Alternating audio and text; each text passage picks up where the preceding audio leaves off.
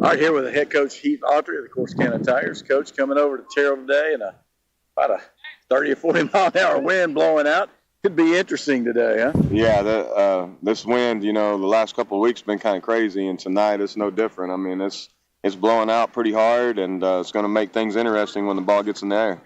Well, coming off of a 1-1 week against Crandall last week, I know a little disappointed in no run production on Thursday, and coming out with a loss, coming in 1-1. It's not where you wanted to be. No, I mean, we definitely didn't expect to be shut out. We hit a few balls hard. They made a few good plays, but, you have to tip your hat. Their guy did a pretty good job of flipping a breaking ball in there, and we didn't make an adjustment to it. And then we made a few mistakes on defense, and they capitalized on it. And so, like we always say, the best team don't win. It's the team that plays the best, and we just didn't play very good on Thursday. And we got back after it in practice, and now we're going to start it back over and hopefully have a good night tonight. Well, you had a really clean game on Tuesday, and so I know it's probably disappointing, probably not so clean on Thursday. But, again, as you say, it's a new week. Got Terrell not really doing too well in the win-loss category, so it's a little bit of a, try not to look past these guys, right? Yeah, I mean, just like we said, in the game of baseball, I mean, you're playing against the ball. You're not really playing against your opponent, and it's how good can you be versus yourself and the ball. And so, we just got to come over here tonight and hopefully throw strikes on the mound and make some plays when you can. The field conditions here are a little different. I mean, it looks pretty nice, but they got some new conditioner on the infield. It's super soft, so it's going to come into play, so we just have to make as many plays as we can, and then we need to definitely hit the ball tonight. Well, for a team that bunts a lot, soft field really kind of helps you, doesn't it? Yeah, it could. It could. I mean, usually in most situations, if you're asking anybody but Todd Wills, it usually is pretty beneficial. But, Todd didn't like us bunting too much. No, he did not. So what are you going to do here on the mound? You got, again, this tough wind condition. You going to go back to Poncho for? Yeah, we got Isaiah. He's gonna throw tonight. Poncho's gonna throw. Hopefully he comes out and throws strikes. But we really have everybody, locked and loaded and ready to go. We've got everybody have another day's rest. So we're gonna do whatever it takes to win the game. Easton's fresh, so probably look to see him close it if we have a lead there towards the end. Get him on the mound and let him throw a little bit. And you never know. You might see Jordan Tamez again and he's been throwing really well, and with that wind in his face, I'm sure that sinker would probably be pretty dirty today. Well, I know it's, again, coming over here against the Terrell team who, you blew them out in game 1. Game 2 last year was a 1-0 ball game, so it just kind of depends on who's on the mound, right? Yeah. I mean, I don't really know. We haven't seen these guys yet. I do know that the really good arm they had last year graduated last year, so I'm glad for that. But he was good, and like you said, we barely squeaked it out over at home the last district game last year. But we pitched well. We threw a 0 up there, so anytime you put zeros up and just give our offense a chance, we like close games, and so we just got to keep the game close and execute what we work on every day. Well, Coach, good luck. Hopefully we'll see you after the game. Thank you. All right, head coach Heath Autry. Be back for more of the pregame show after this. Selected. All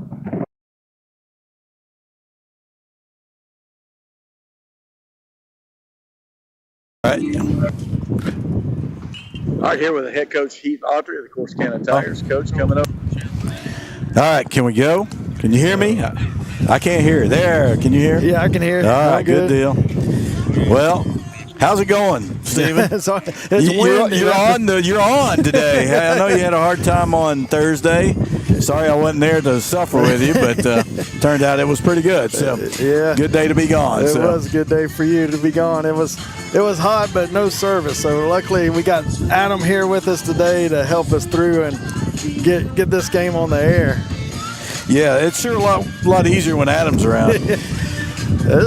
It's kind of nice to drive up and have everything already put together for you. Man, I'm telling you, I'm getting spoiled by all this. But now, man, we're over here in a very windy Terrell, as you can tell. I mean, I checked the phone. It said 20 degrees, but the gusts are more like 20 to 30, I'm guessing, Stephen. But a lot going on here, Terrell, with the wind. It's blowing out for a change. Usually at home, it's blowing straight in your face. So hitters are excited. Yeah. Get you a little pop-up in mid-left field, and it may be out to the fence. So we're looking forward to that. I know as a hitter, we always look forward to that. As a For pitcher, sure. maybe not so much. Probably not so much if you're pitching, but definitely if you're a hitter, you like to get the ball in the air today and see what happens. Especially even an outfielder, even if you don't hit it out, it's going to be a hard Adventure. thing for them to find it out there, moving the ball around and everything else on you. So that'll be interesting. We are on a regular turf field, so that's going to be an additional change for our Tigers. They're both Tigers, but I think that I saw during in and out. Some of them losing their footing a little bit. It's definitely different when you play on that carpet all the time. Oh, yeah, out here you got grass, and I think the field looks better than it has, but up close we can kind of see that it's still not smooth totally like certainly what they're used to. And you heard Coach mention that they've got a lot of conditioner on the dirt, and so it's a little softer out there. But, the field's been coming to Terrell. We played in this park right here 40 years ago. And it's improved a lot. Looks a little better. They're still working on it, but out here in Ben Gill Park. And, again, wind's blowing dead out. You can hear the wind whipping. And I know center field says 375. Probably playing 335 today. Yeah. And so that's just a decent little pop-up for Easton right there. So I think a lot of the right-handed hitters especially are big-eyed today. Yes, for sure. I remember hearing some quotes from Greg Max. That's why he always, when he drove up to a stadium, he looked at the flag. I'm sure if he saw this one today, he wouldn't want to be on the mound. Because not only is it hard to throw because the guys can hit a pop-up and get out, but also finding a strike zone in a wind. Yep. I played a couple of weeks ago in Florida, and we had a wind like this, but it was a crosswind. And the pitcher was telling me he was having to start a fastball out in the opposite batter's box and let the wind bring it back. It was that strong, and that's the kind of wind we got here today. It is, and it's going to be tough. And again, kind of like blowing. It feels like it's to left field. Yep. Pretty much straight to left field from behind us here as we are behind home plate to the right a little bit. And we are getting ready. Tigers are going to be the visiting team, of course, and they will get to hit first. And they need to hit. As we talked about Thursday, they got shut out. That's not something that happens to a Heath Autry team too often. And losing is even rarer, and especially against Crandall. I don't think we've ever lost to Crandall. So, they're coming off. They need a win. They need to play well here. Put up a bunch of runs in Terrell last year, winning 16, 17 runs. And so they're looking to do that again tonight. Well, and if, since it wasn't working Thursday, I was able to watch the game. And one of the things that stuck out was it was uncharacteristically on defense. We always talk about defense and pitching with our guys. Yep. If you look at the box score, we didn't give up an earned run Thursday. Yeah. We lost 3-0 and didn't give up an earned run. And some of that was just miscues, and they gotta be more focused. And I'm sure Coach Autry took care of that at practice, but you saw some things that aren't typical. Like I know on one of the bunt coverages, nobody covering first base, and those type of things. You don't ever see that coming from an Autry team, and so it's early in the season. I'm sure he's fixing that, but they got to focus a little more. And I think we'll hit the ball today. The guy Thursday for Crandall was really good. I thought he was really good. Coach said he had a good breaking ball, but he also had a decent velocity on his fastball. So it was definitely a tougher pitcher than we saw on last Tuesday. Well, coming in the game, playing against Terrell, of course, Tigers come in 1-1 after their split last week. Terrell 0-2, but they're struggling. They're 1-14 on the season. Getting along. Their one win was against Ferris, good 4A school. They've been shut out 9 times out of the 15 games. So, their offense is struggling for sure. And last year, again, so we beat them 17-0 and 1-0 as their best player came over and did a really good job for them in Corsicana as far as pitching the game. So. Yeah. Also, he mentioned that kid that was pitching, but they also had the center fielder, Kinnemer, who was a good leadoff guy, and could put a little bit of pressure on you there as well. on the bases. You know, that he was their quarterback. He's a senior this year. He's not on this roster or not in the lineup today. So Yeah, I kind of expected him to be a player because he was one of their returners this year. So it's interesting. Yeah, he did a good job. Beat us in football. Football field too. I know he ran the ball pretty well. Well, we got the coaches meeting at home plate, as you can see if you're on the stream. And they've had a really long meeting. A lot of ground rules to cover out here, I guess. Maybe some holes in the fence or something they're taking care of. But anyway, we need the Tigers to come out here really and jump on them right here. Connor Perkins has had a really good, solid season. I believe he's still hitting 500 for the year. And so that's been a really one of your best offensive surprise so far this year. Not surprise, but your best offensive player. Yeah, that's definitely – he'd keep it going. And I saw Coach Autry kind of tweak the lineup just a little bit today and moved Easton back to the 3-hole. He'd been hitting that 2-hole. And, I don't know how – there's all different kinds of philosophies, and we've seen a lot of Autry changes over the years during the midseason. Shake up a lineup. But I'm sure that's what he was doing, trying to get something to be able to get some runs early, get some runs on the board. Well, he's got his two best average guys, 1 and 2.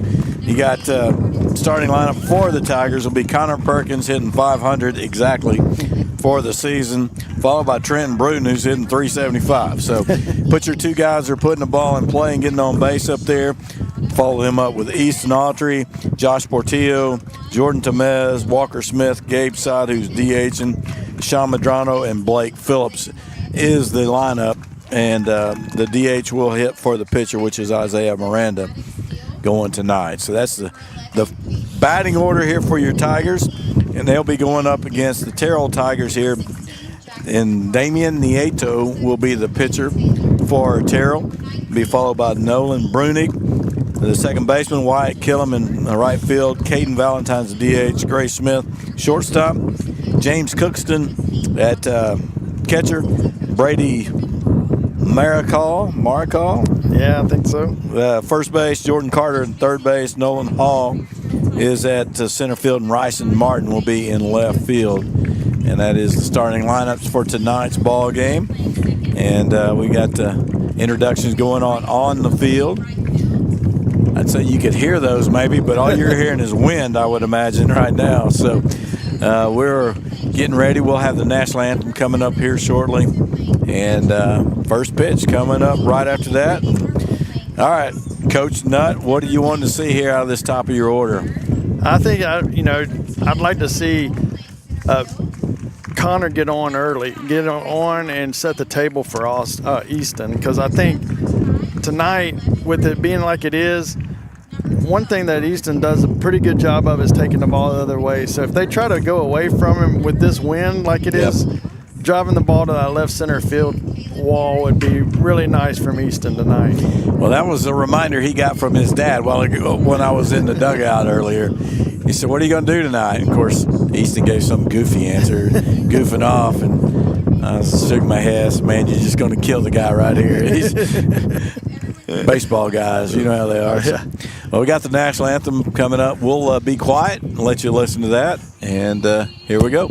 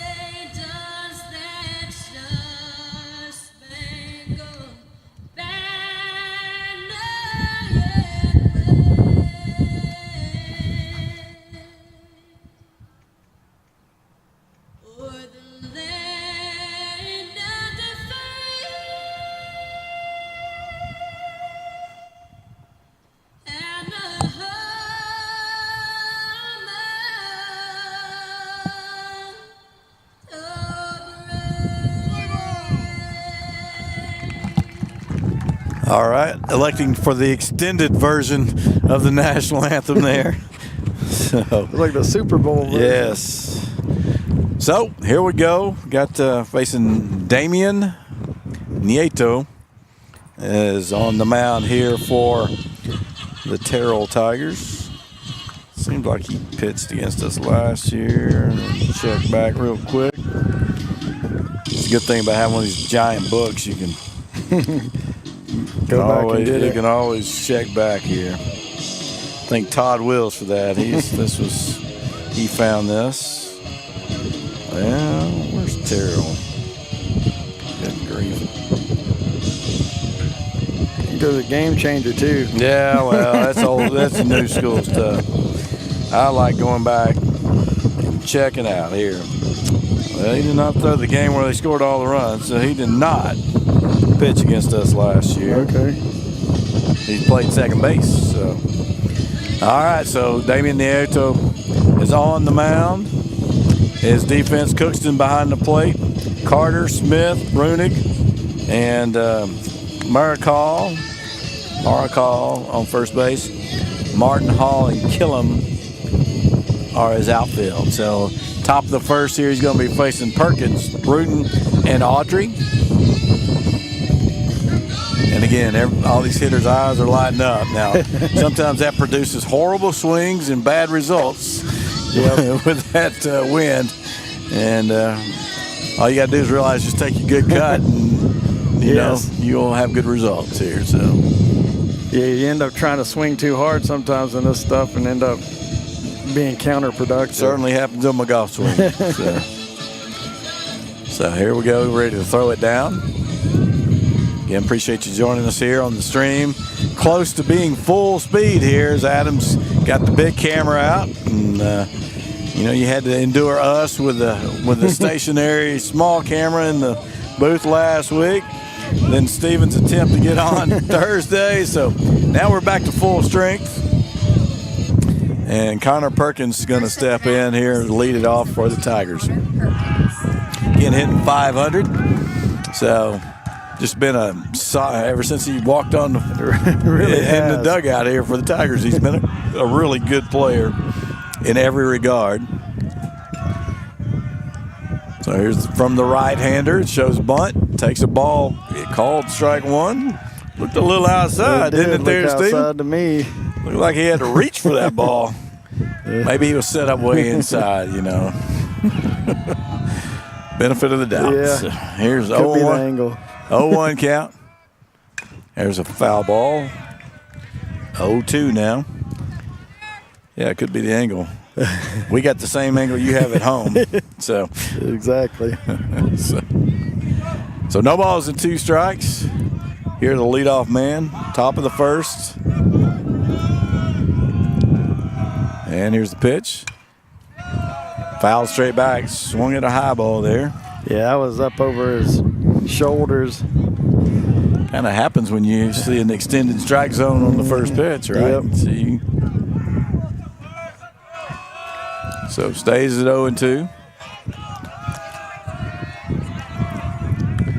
Still playing in at third base. And here's showing bunt. Takes one up high. After he swung at the high one, Autry had him slashing, didn't he? Yeah, he did, and they went right back there. You could see him, the target. He hit the spot. Ball and 2 strikes now, working the outside corner. Breaking ball in for strike 3. Caught him looking.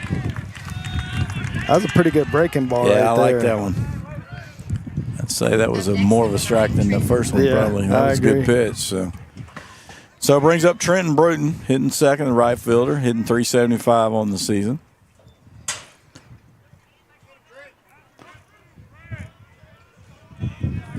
Trenton said he hit a couple of balls hard over at Crandall. He did. He rips that one foul. Got out in front of that. If I remember right, I think he hit a nice line drive to right center.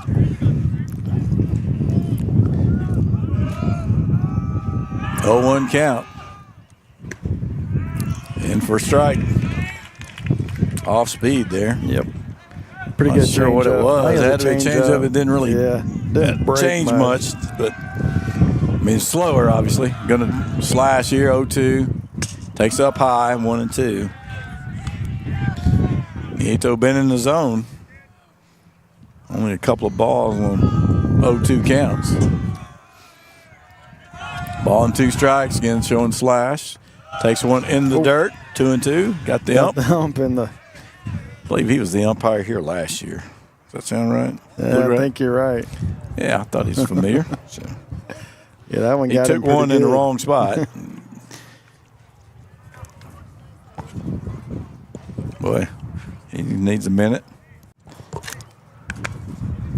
Umpire got to. I mean, the catcher got to block that ball, help him out, right? Yep. Again, umpiring. Give me that old board that they used to wear in the, Exactly. in the good old days. You can block it yourself. Be down there hiding behind that.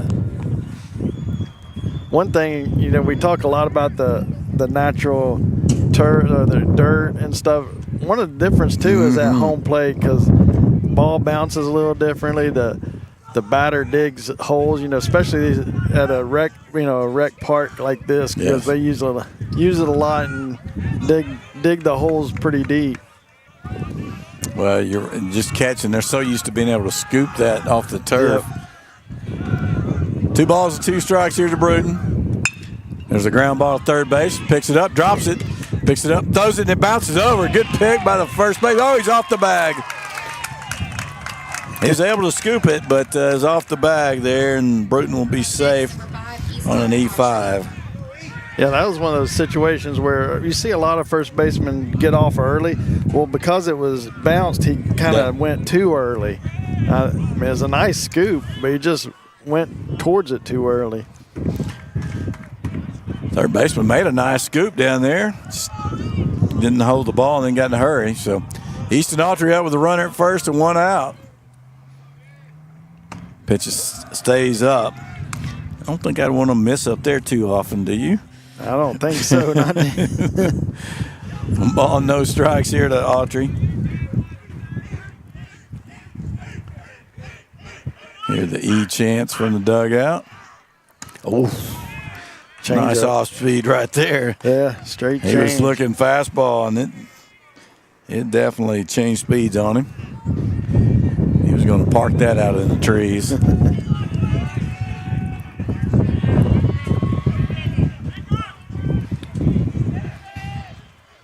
1-1 count. Stays up, runner goes. Throw down, good throw. Got him.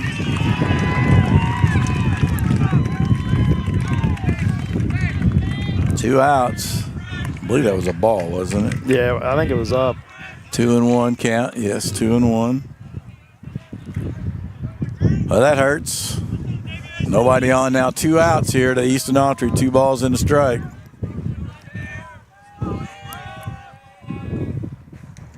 Got him on the backside. Okay, they were talking about getting hit by pitches earlier today, and he said, I don't think I've ever been hit in a high school game. Well, now he has. Well, that was a nice place to get hit with a little backside on a breaking ball, so that didn't hurt anything. So runner on first now, 2 outs. Brings up Josh Portillo hitting cleanup. Your starting catcher. I think he started every game last year as catcher. Takes a breaking ball, or ball speed stays up. Another difference with this turf is you see the third base. He's playing on the cutout on everybody because he don't want to get a ball off that lip. Oh, yeah. I hated third base. Another pitch stays up, 2-0.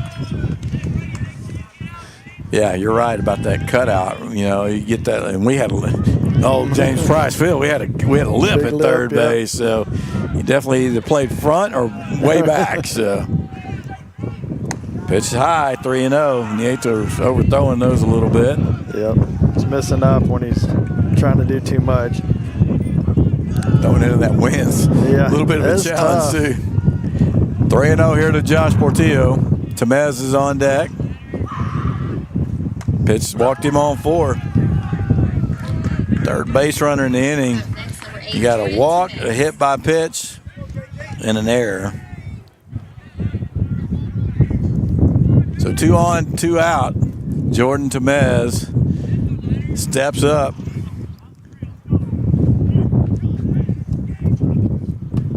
Playing center field tonight.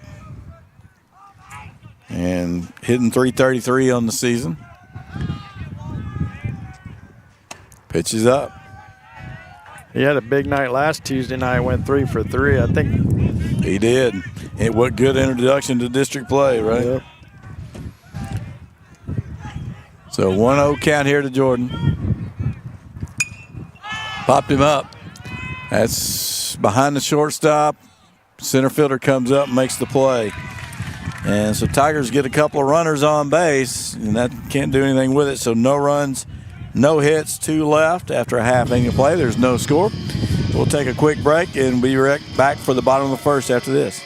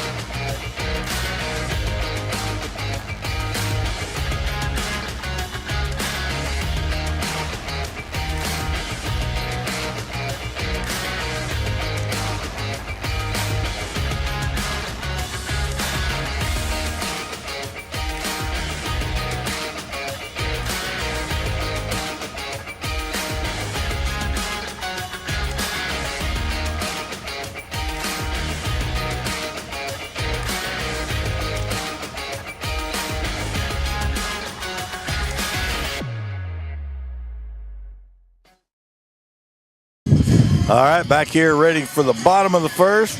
Pitching for the Tigers will be Isaiah Miranda, known as Poncho to his teammates here.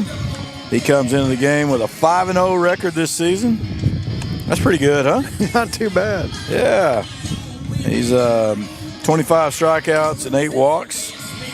And his ERA is .887, whip a 1.141. So good numbers here for Poncho, as he's gotten off to a great start. Had a good night, opening night at home. So he is doing a good job here. Yep. And we've seen him in some big moments have good games. We just now are going to see him more in a regular role on the mound here as a starter. So. Yeah, it's kind of interesting to see the evolution of him the last couple of years, because we saw him, as a coming in Longview and throwing a bunch of breaking balls. And last year he had a little more of a role, and then this year he's the man. I mean, he's the Tuesday starter. You got to be setting the table, so that's great.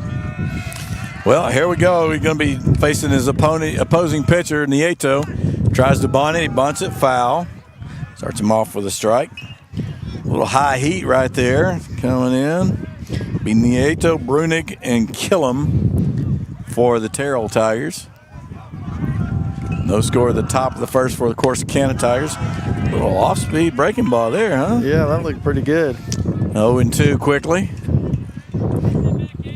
Trying to slash himself here. They're copying our style. No balls and 2 strikes here to the leadoff man.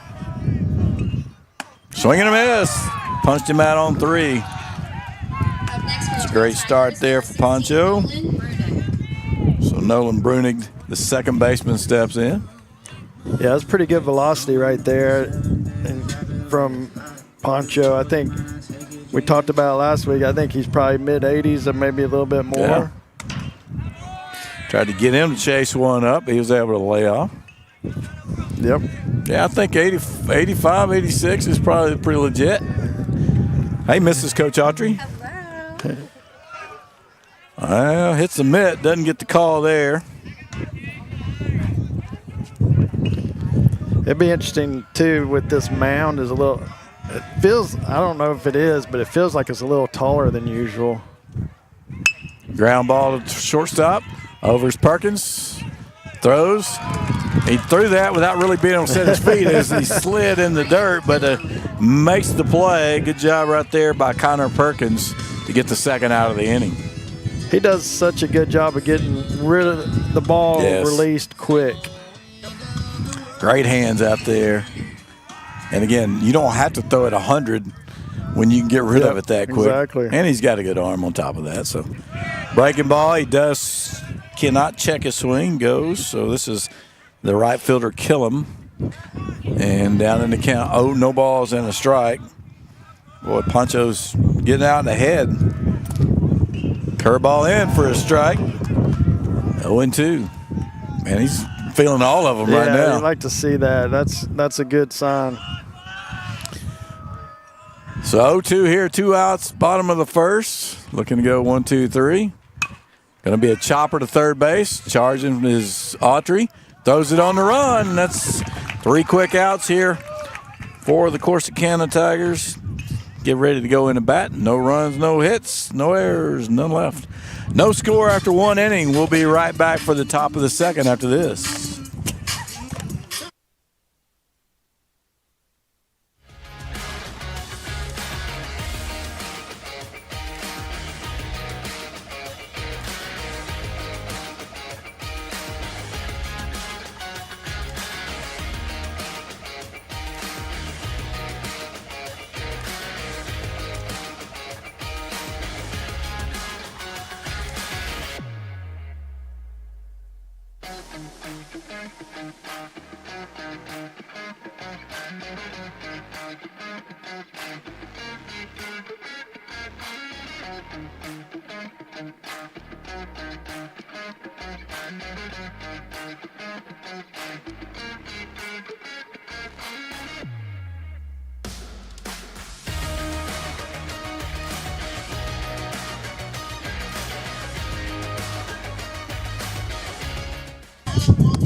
All right, back here, top of the second inning, no score. For the Tigers, it will be Walker Smith, Gabe Sod, and Sean Madrano due up here in the top of the second. They got runners on base without a hit, but, boy, Isaiah Miranda looked really good there in the first.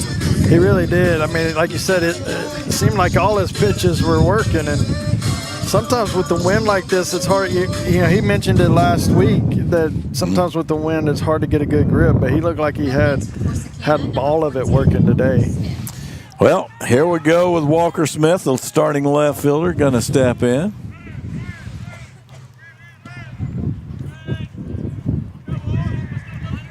Walker got a hit in the top of the seventh Thursday, trying to get a rally going, but we couldn't get him home. Pitch across for strike one. Nieto, not a lot of velocity compared to what we saw from Miranda when he was out.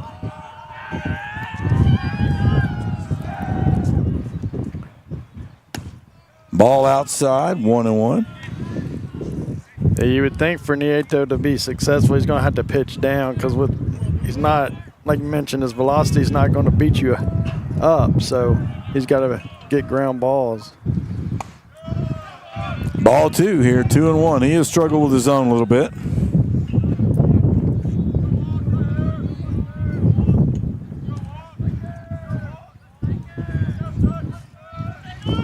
And here's the 2-1. Swing and a miss. Walker's got the fence out there in his eyes on that swing. And Nieto's best pitch is his changeup so far. And again, it's not that circle change. It really drops. It's just kind of, as you said, more of a straight change.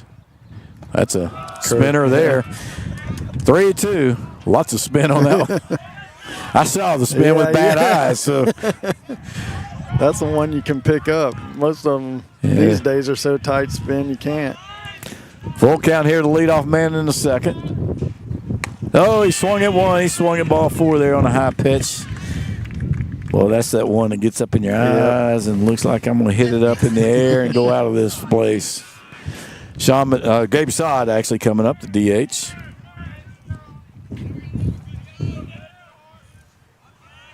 Sean Madrano is on deck. That's what Gabe is, a senior. Pitch up high. Ball 1. Gabe's also a pretty good golfer on the golf team.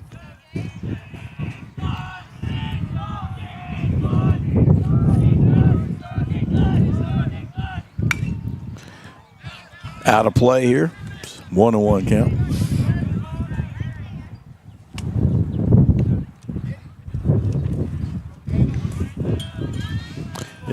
I don't remember this many games in a row with a lot of wind, it seems like. Spring baseball at its best, right?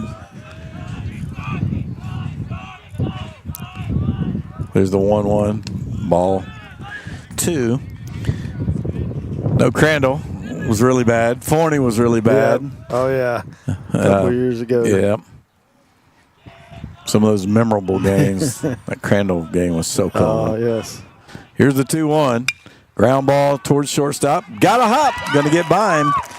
That's the big difference in playing here. That's going to be a base hit. An assist by the field. So that's why you got to come get those balls. You can't on turf. You can sit back a little bit, but you got to charge a ball and come get it in front. Yeah, you see a lot of these shortstops nowadays, like he just did there. Not real fast to the ball, playing it off the side almost, and that's taught that way on that turf. Yeah. In our day, it was you get in front of the ball. Yep. And that way, if you do, there's a hit by pitch to Medrano. A little soft one off the shoulder. Not going to hurt him. Up next for Corsicana, number 1. Yeah, in our day, you were taught get your body in front of the ball, and when it does pop up like that, it's off your chest, and you pick it up and throw them out. So Blake Phillips steps in. 2 on, 1 out here in the second inning. Tigers trying to scratch the scoreboard.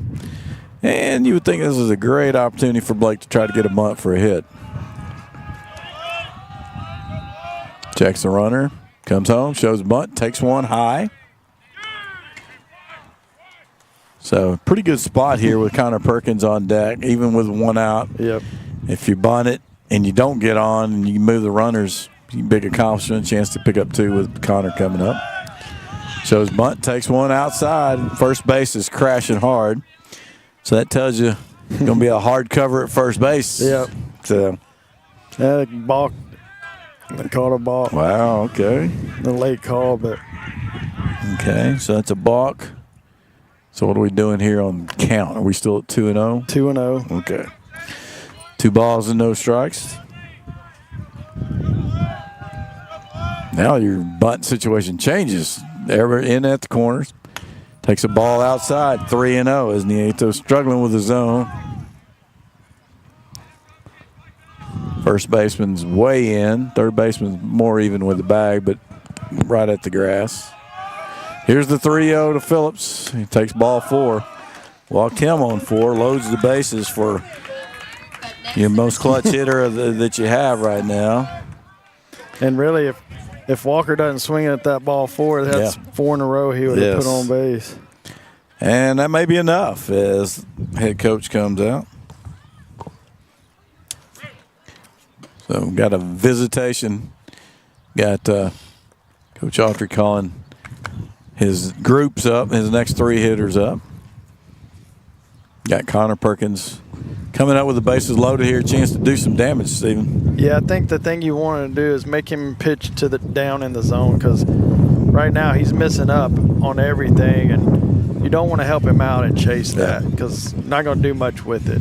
So get something you can drive, and really I think Coach wants them to think about taking it the other way, taking it back up the middle. So if you're coach, what do you want him to throw right here? Start him out with a change up in the zone. That's what I try to thinking fastball here, and maybe get a swing and a miss. Yeah, get ahead, and then have him try to hopefully guessing a little bit. All right, Connor Perkins steps in, struck out looking in his first at bat, so you know that didn't sit well. Infield is in, so going to be a lot of holes out there, and center field is so shallow with this wind. Left field is so shallow with this wind. Whew, he got a pitch, and he took a good hack at it, just missed it, fouled it straight back. Got a fastball that he wanted. Connor probably wishing he didn't miss right there, because that was a good one. No balls and a strike here. Bases loaded, 1 out. No score yet. Tigers trying to add to that. Add something to it. Takes a breaking ball low. 1-1. That wouldn't have been a terrible pitch if you had been throwing some strikes. Yep. But you're going to have to be a little more precise when you're this wild. Here's the 1-1.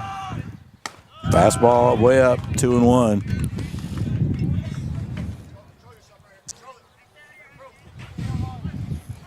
Got big holes in the gaps. They are playing so everywhere. Right center and left center, wide open, shallow. It hit him. Third hit batter in the game. That will produce a run. And again, none of them have been fastballs, I don't think. No. So I guess he gets a ribby on that.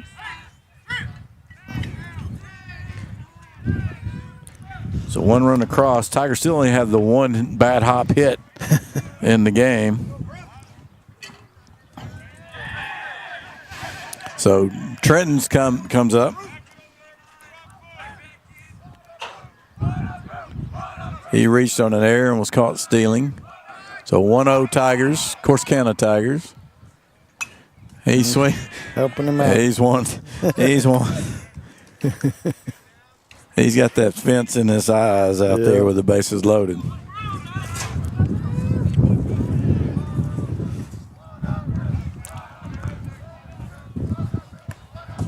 I'd live up there if I'm him for now. Here's the 0-1. Curveball inside.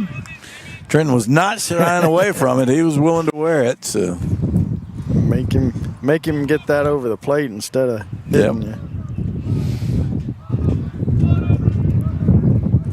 Here's the 1-1. That steps off. Working out of the windup. Will not be trying to steal home with Sean down there. There have been some guys, or are some guys on this team you might not want to work out of the windup. Here's the 1-1. Fouls it back. Again, one might could have driven a little bit. Easton's just hoping he gets walked right here and keeps those bases loaded. A ball and 2 strikes here to Trenton Bruton. One run across for the Tigers, trying to add more. He's going to slash. Chops it in front. Going to be a play at third base. Comes home with it. Gets the out. So bases will stay loaded. Got the force at home. Nice job by the third baseman staying with it. Up next, number 5, Easton Autry. So 2 down. That's the good news for Terrell. The bad news is you got the bases loaded and Easton Autry is up. Tigers looking for their second hit of the game. Here's the pitch. Stays up. 1-0. Yeah, that was a breaking ball that flipped out of his hand and just kind of spun a little, huh? Spun a little bit way up. If he got that down a little bit, that might have been over that scoreboard. Fastball way up, 2-0.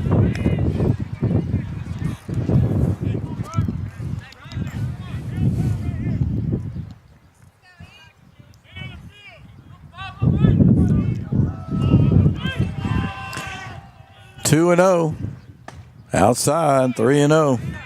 The discipline he does have is amazing. Yeah. It's hard. It would be really hard not to get so frustrated. If I could hit the ball as far as he did, I'd have a hard time taking some of these pitches. Oh, he had one. That's a good call right there, throwing the changeup. 3-0, yep. I'm assuming, is that changeup or a curve? I think it was a changeup. That's kind of a straight change, like you said. Looks like a fastball. 3-1. Oh, that's a good take. That's a good take. Walk. Up next, number RBI. 3, Tillo. All right, that's 2 across now for the Tigers. So Josh Portillo steps up. Had a lot of big hits in this situation last year. Yeah, he did a really good job in clutch last year. I think a big reason why we played as well as we did. I agree. He and Connor hitting behind Easton both had big clutch. Check swing, foul. Perkins about halfway down the baseline. He's one that might get still. Yeah, you get the 2 strikes here, you might see him go.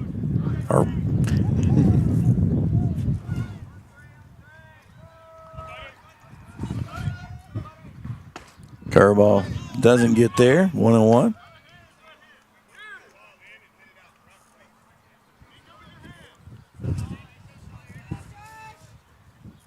There's the 1-1 coming. Getting 2-0 Tigers trying to add to it. Popped it foul. Ball and 2 strikes. I think every strike he's had has been a swing at the letters or higher, right? Yeah. It's almost like they're a little late on it, too. I think Coach keeps telling them get their hands out early. Yeah. Missing. Well, got the strikeout.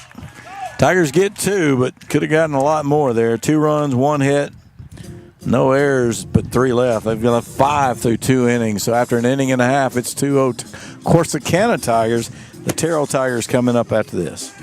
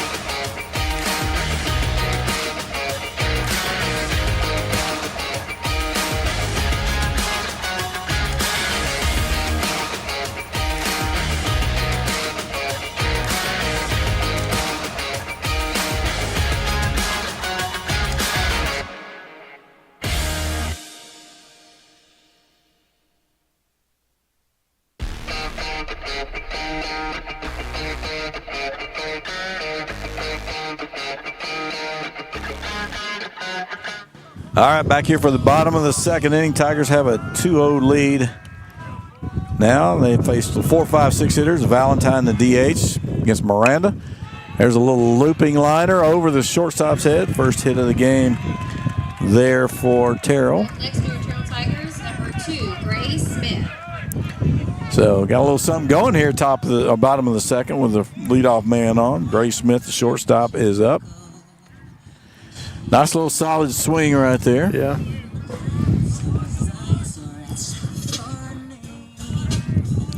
So man on here to lead it off for Terrell in the second inning. Checks the runner. No lead there. Bunting makes the play.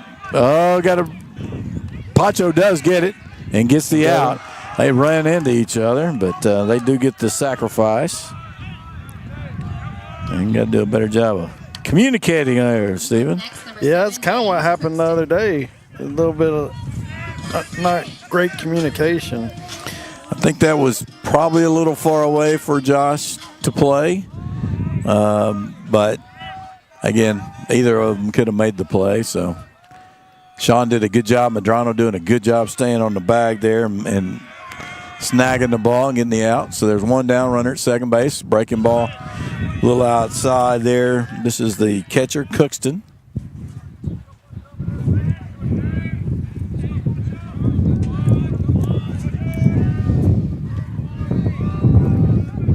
One-0 count here. Spotted up, but a little outside, 2-0.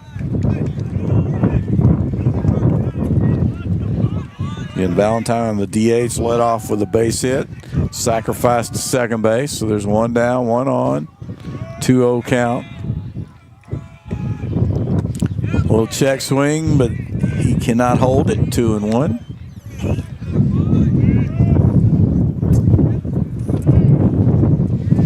can hear the wind, I'm sure. We can sure feel it. Fortunately, it's not 20 or 30 degrees cooler. That's for sure. Here's the 2-1. High heat stays up 3-1. Again, just last inning, he's so in control. Gives up the leadoff hit, and now he's doesn't have the same feel that he had in the first. So, and it was a long inning. It was a long inning. Sure wish he got more than 2 runs out of all that. Good pitch. That was a great spot, right count. there. If that's a strike, you better keep going there. So here's the full count pitch coming. Checks the runner at second base. Now he comes home. Up high, walked him. Up next, number 18, Brady Markle. First walk issued by the Tigers. First and second, I'm going to have a courtesy runner. So this is Brady Markle. He is the first baseman. First and second, now 1 out. Terrell trying to rally here a little bit in the second inning. Let's get a ground ball to shortstop and double this up. Early show bunt. Now he's going to slash or curveball in for a strike. That's a nice, sharp breaking ball. Yeah, that was a real good pitch right there, especially when he shows bunt like that. Even though he pulled it back early, you throw it right there. Yes. No balls and a strike. In there for strike 2. Another sharp breaking ball. Getting big difference in the breaking ball from Nieto and Miranda here. No balls and 2 strikes. Fastball challenged him, popped him up. I can't see it. Josh got it. I was looking up through the net, and I never saw it. Did you? No, I did see it, but it didn't get too high. It's one of those you almost. That's the problem is I looked up too high. Yeah, I think you did. You thought it probably went higher, but one of those where you almost wouldn't mind Josh letting it drop. He could have doubled him up. Yeah. First guy on first and second, they were both standing on the back. So how's that not infield fly rule? Is it if it's in play? If he lets it go, it may go out of bounds. Kick out of foul, especially in this dirt. 2 outs. Boy, he's just overmatched in there with a fastball up.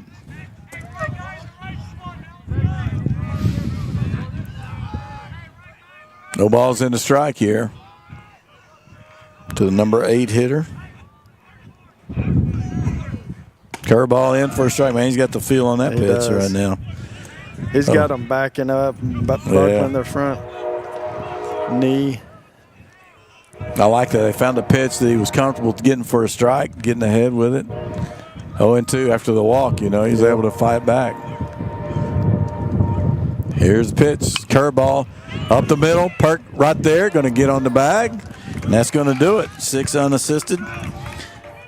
Finish it off. So no runs, 1 hit. No errors, couple left. So after 2 innings of play, it's 2-0. We'll be back right after this.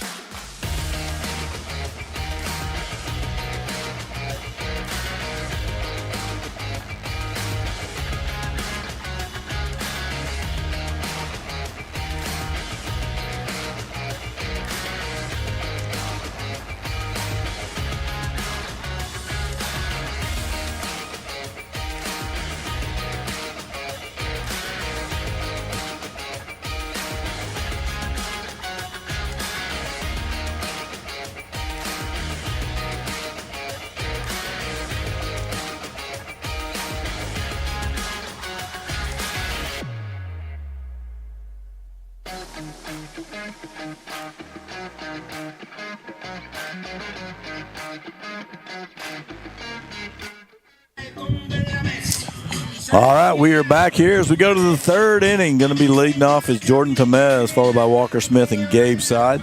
Tigers sent 8 batters to the plate in the second inning, but only get 2 runs, Steven, so we need to capitalize, be a little more efficient this time. Yeah, you definitely wanted to get more out of that inning, as long as it was to only get 2, and you only had 1 hit though, so yeah, not anything really that anybody could hit. A lot of walks. Got hit. Yeah. You're up. Here's Jordan's going to show bunt. Third baseman crashes and he pulls it back for strike 1. Tamez flew out to center field his first time up. Nieto comes set, delivers a pitch. It's a curveball outside, ball 1. Evens the count 1-1. They want to check first, but there's no chance over there, I don't think. Nah, he did not. But it was good recognition of that curveball. He saw it. That he started out over the plate. He was able to check up. Here's the 1-1. It's a fastball. There it going is. to drive it out to left field. Left fielder's going back. It's getting over his head. It's going to get all the way to the wall. Jordan's around first. He'll pull into second with a stand-up double. It was leadoff for the Tigers. So that's a great start to the top of the third for the Corsicana Tigers. Well hit ball, and I think that's an instance that the wind helped him misplay the ball a little bit, but it's also such a line drive. It's hard getting that read sometimes right off the bat. Yeah, he put a good barrel on that ball and drove it. And with this wind, like you said, I mean, it's hard to judge it. It carries a little more than you're used to probably, so great job by Jordan. And so he'll be at second base. Walker Smith stands in. Nieto comes set, checks the runner at second. Nobody's holding him. He's going to go. He takes off for third. The throw down, and the catcher throws him out at third. 2 times this catcher's thrown somebody out. Pretty good arm back there behind the plate. I thought he got a pretty good jump too, but again, you try to slide in this dirt, you don't get the same slide you do on the turf. That's a good point. It's a little different. You see the guys at home, especially, they slide real early because of that turf. But, man, he just made a great – and it was a little outside, so it was a good pitch to throw from for him, and he was able to get it out there and get the tag down. Tigers waste the leadoff double. So Walker's now up 1-0 in the count. He'll step out as Nieto takes a lot of time. So Tigers lead it 2-0, top of the third. 1 out. Walker Smith at the plate. Ball gets past the catcher all the way to the fence, so be 2 balls and no strikes.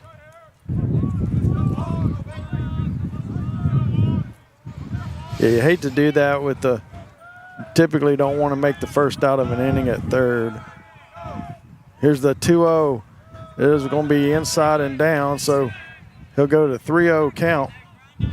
I'm guessing he was running on his own. I think so. I think I noticed Coach not based on the coaching aspect he was receiving after that. Here's a 3-0. It's going to bounce in and 4-pitch walk to Walker Smith. So he'll head on down to first base, and they'll bring up Gabe Side, the designated hitter tonight. And that's the thing that'll help Jordan, the coaching that he's going to receive from Heath Autry about.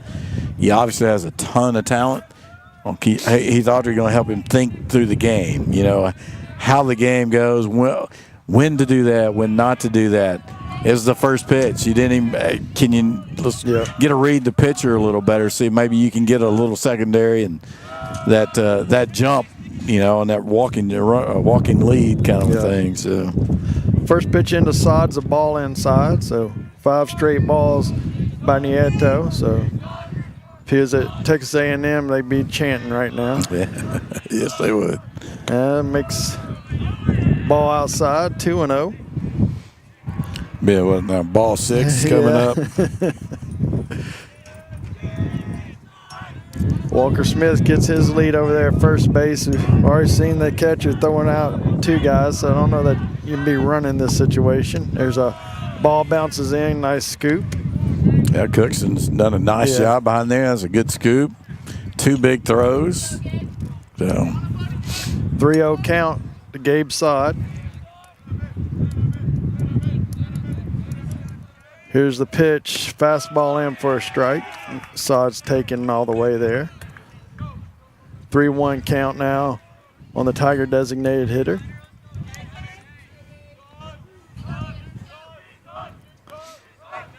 Niete comes set. He's going to throw one outside, walk him. Man now, first and second, both receiving free passes. Up next, number 10, Sean Madrano. It's going to bring up Sean Madrano. Madrano was hit by a pitch in his first at-bat last inning.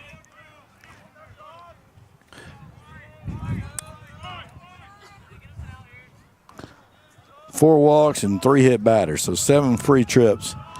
He's lucky to be only down 2. He really is. Here's the pitch to Madrano's in for a strike. So at that point, you probably are taking early in the count. Yep. Like we said before, though, sometimes that's hard to do when you guys not throwing a lot of strikes. Yeah. So maybe the only one you see. Here's the 0-1. It's going to bounce in and get past the catcher, Cookston, and both runners will move up 90 feet. So now Walker Smith over there at third base. Gabe Sods at second base. A little about a 55-foot pitch right there. Yeah, that one might have been hitting the lip of the circle. I think you're right. I think it barely got to the dirt, so and gave it a little funky it did. kick It had out of a there. little spin on it. So now we got 2 guys in scoring position again. Be good to get these guys in. We're up 2-0 in the top of the third. Here's the pitch. Driven to center field. It's going to get down. 1 run's going to score. 2 runs going to score as the center fielder kind of bobbles the ball. And so Madrano drives in 2 runs there as the Tigers are able to capitalize on that pass ball and then a base hit. Up next, number Yeah, 1, good job right there by Sean, just taking the ball up the middle. Again, he bobbled the ball or overran it out in center field, allowed the second run to score. Tigers get another hit. Yeah, good job right there. I think that's the approach that Coach really wants them to take, is trying to drive that ball back up the middle tonight, because with this wind the way it is, try to do too much, sometimes it just doesn't pay off. Yeah, you just have to take good swings, right? And if you get a good swing, good things will happen. That's right. Got a pitching change here, it looks like. Somebody's getting undressed out there, taking off all of his sleeves and bands and all the gadgets everybody wears these days. So. Let's see who that is. I hadn't seen a number. Is that the second baseman? I think he came from the outfield. Okay. Number 3. 7's a catch. I think it's 3. Maybe. No. Right fielder Wyatt Killian. Yep. All right. So Nieto survives in trouble, but finally caught up to him here in the third. So Killam goes to the mound. Got 1 out here, so he went 2 1/3. Gave up 3 hits. So far, he's given up 4 runs. Got 1 on he's responsible for. Walked 4, struck out 2, and hit 3. So you got a little bit of everything right there. So he's filling up the box score that way. So, gonna have Killam now. He will be on to face 9-hitter Blake Phillips. And back to the top of the order here. So good job by Sean Madrano again, getting production down bottom third of your order. Gabe Sod's been on twice, scored 2 runs. Madrano with an RBI.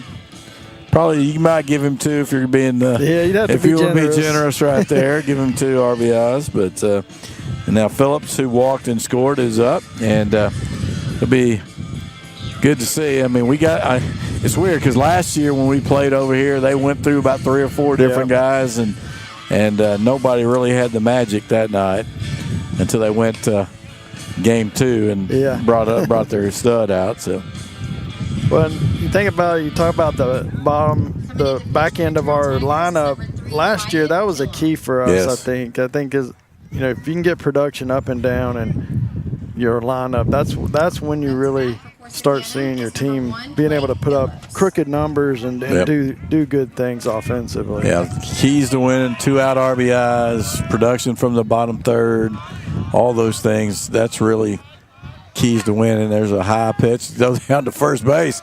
Man, this kid's got an arm now. He does. The catcher, you don't want to run on him. That pitch was high. It was. Okay, it's your turn. What am I doing talking so much? So Phillips is standing there with a 1-0 pitch. Killian throws a fastball down the middle, fouled straight back. So even the count 1-1 here with 1 out. Medrano at first base. Tigers now lead at 4-0 in the top of the third. Hey, I can see those pop-ups now. It's dark. It's darker so it doesn't disappear. Here's the 1-1. It's going to bounce in. 2 balls, 1 strike. He made a nice pick, but there's a man on base. I'd like to see him scoot over there and use his body.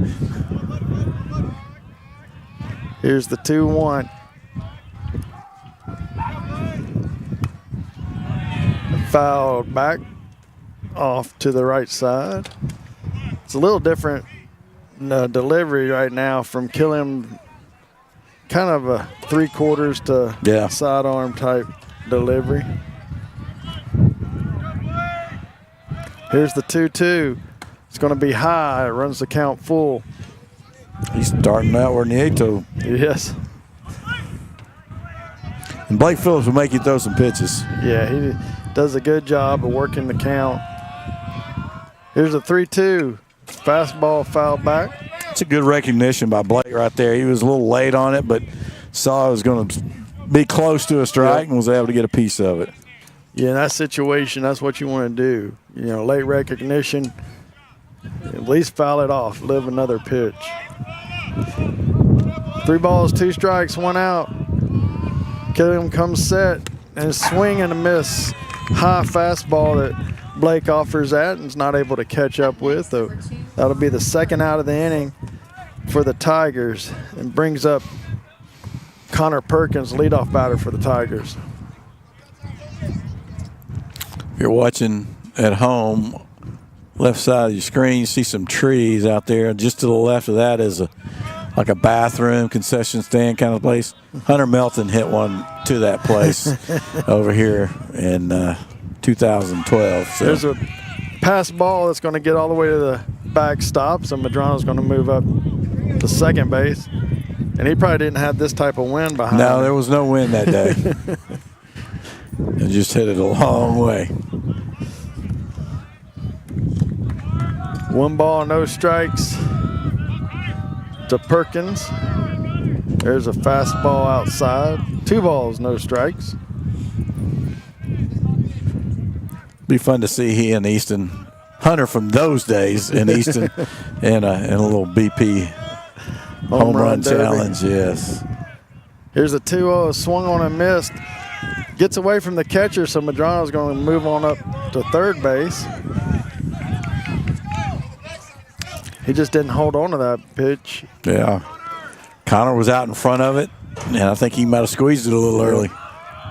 So he got 2 balls, 1 strike, 2 outs. Perkins going to call time as Killian was taking a long time staring into his catcher. And he's taking a long time looking over the bench. So. Yep. I don't think they had the pitch verbal, column. the pitch column thing.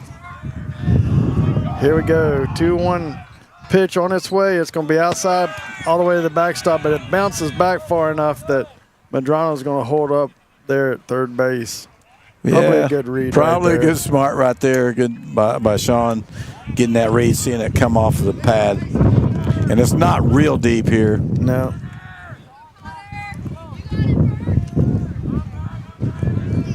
So you got a 3 ball, 1 strike count to Connor Perkins. He's going to foul it hard down the left field line. He'll run the count full now to the Tiger shortstop. We balk? I guess they did. I'm not sure what happened. I think. Yeah. Seems like a late balk call, but he balks him home. So Medrano takes a stroll in. He didn't even have to work hard to get in after that.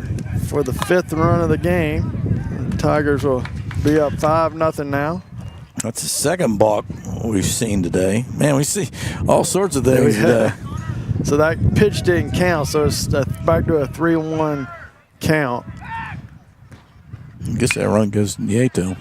Here's a ground ball to shortstop. Shortstop's over. Hurry. He's going to throw it away. He's safe. Oh, he calls him. I think he's off the bag. I thought he made was it too, but it was in the dirt. I thought it was going to get past the first baseman, but he makes the scoop, and they call him out. So that'll end the inning, but the Tigers do pick up 3. They pick up 3 on 2 hits. 2 hits and a walk, couple of walks. So they'll leave nobody on base, and we'll go to the bottom of the 3rd with the Tigers leading at 5-0.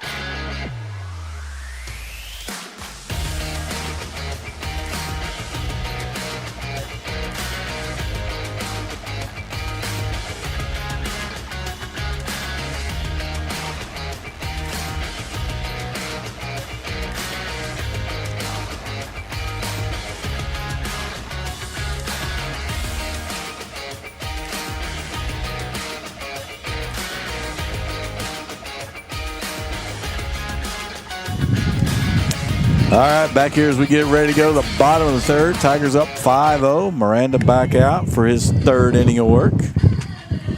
He'll face the bottom of the last hitter, Hill, and then he'll be back to the top of the lineup for the Terrell Tigers here in the bottom of the 3rd. Center fielder Nolan Hill will lead it off. Miranda gets set and ready to go. Fastball fouled off over the 3rd base dugout. It's a pretty defensive swing right there. It really was late and just trying to get a piece on it of the ball there. Here's a 0-1. Miranda used a lot of curveballs last inning. Let's see if he goes back to that. That is a fastball in really low. Looks like he might have stumbled on that throw the way he's working the mound a little. Yes. Again, another thing they're not used to having to deal with. When you at a turf mound, it's everything's smooth. Foul ball, fastball in on his hands, like you said, is a real defensive swing there by Hill. Just trying to fight it off. Yeah, you got Miranda wearing, I can see the dust flying when he's going through his motion. You don't usually see that. It's coming off his shoes, isn't it? Yeah, there's a curveball. It swung on and dropped, but we'll throw him out at first base to get the out. So be a strikeout there for Isaiah Miranda to start out the bottom of the 3rd. Bring up the top of the lineup back to Damian Nieto. Started the game on the mound. Second strikeout of the game there for Pancho. Did he go to right I think he field? might have gone to left field. Okay. I think they moved the left fielder to right field and then put Nieto in left field. So he'll stand in with one out here in the bottom of the 3rd. He's going to show bunt. Yes. Nice curveball that drops in there. He pulls it back, but it was a strike. Ball had a lot of elevation change. That's right there. hard to bunt too. Love it. He's going to show bunt. Another curveball drops in there for strike 2. So back to like he was last inning, throwing that really tight curveball that's coming at him and then drops right in the plate. When you can back that up with an 85 or 86 mile an hour fastball, it's pretty good. Another curveball that just a bit outside. And again, that's a good sequencing, right? They're throwing right at your hip, curveball, strike.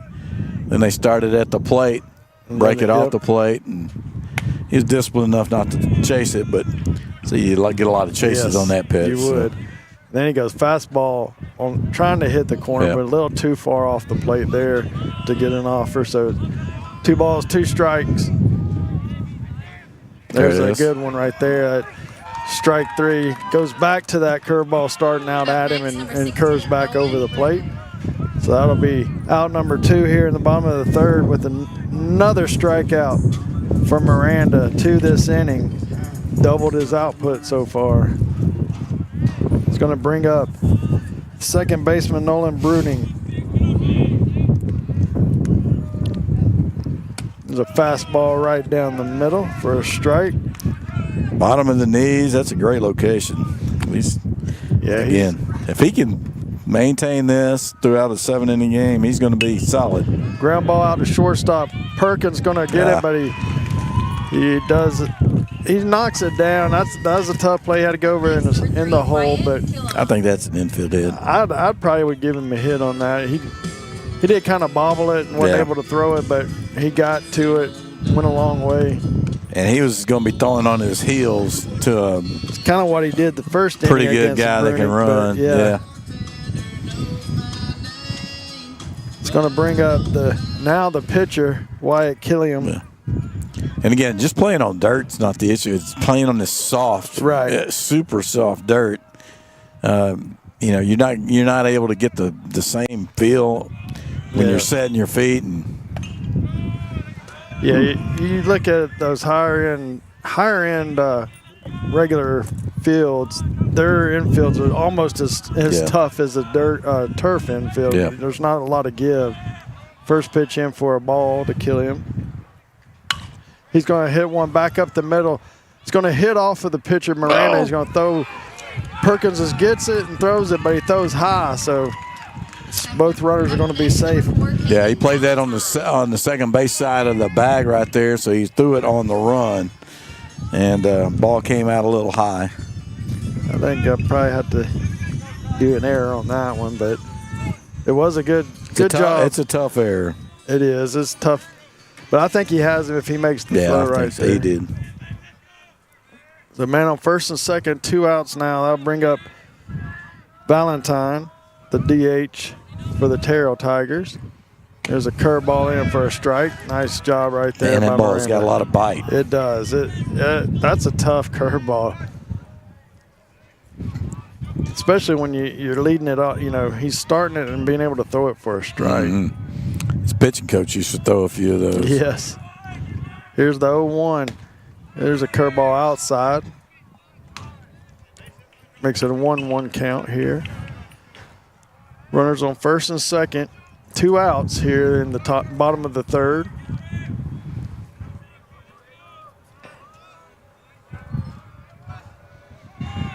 On a back pick, first base. Medrano was playing behind the runner, and he sprints over there behind the runner, kind of trying to get him to off guard, but he was able to get back. How far back that guy is on the baseline. Yeah. Here's the 1-1. It's way up high. He swings at it because it's going in his eyes. So 1 ball, 2 strikes. That ball was in his eyes the whole way. It was. It was almost a like you said, a defensive swing. The velocity on it. Be a 1 ball, 2 strike count here to Valentine. Miranda checks the runner at second. He looks back. Now he delivers a nice curveball for strike 3. That'll be strikeout looking. So he struck out the side around. We'll call it a base hit in the air. So they leave 2 runners on, but they get no runs. So we'll head to the top of the 4th. Tigers lead at 5-0.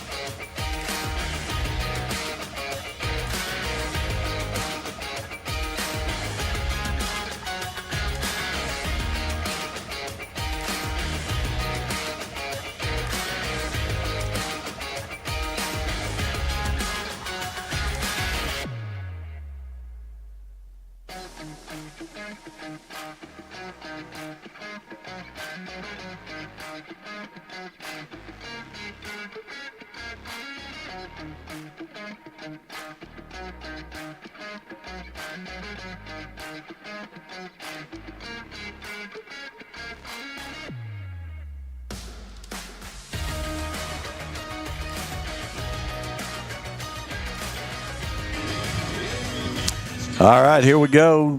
Top of the fourth inning. Tigers with a 5-0 lead here.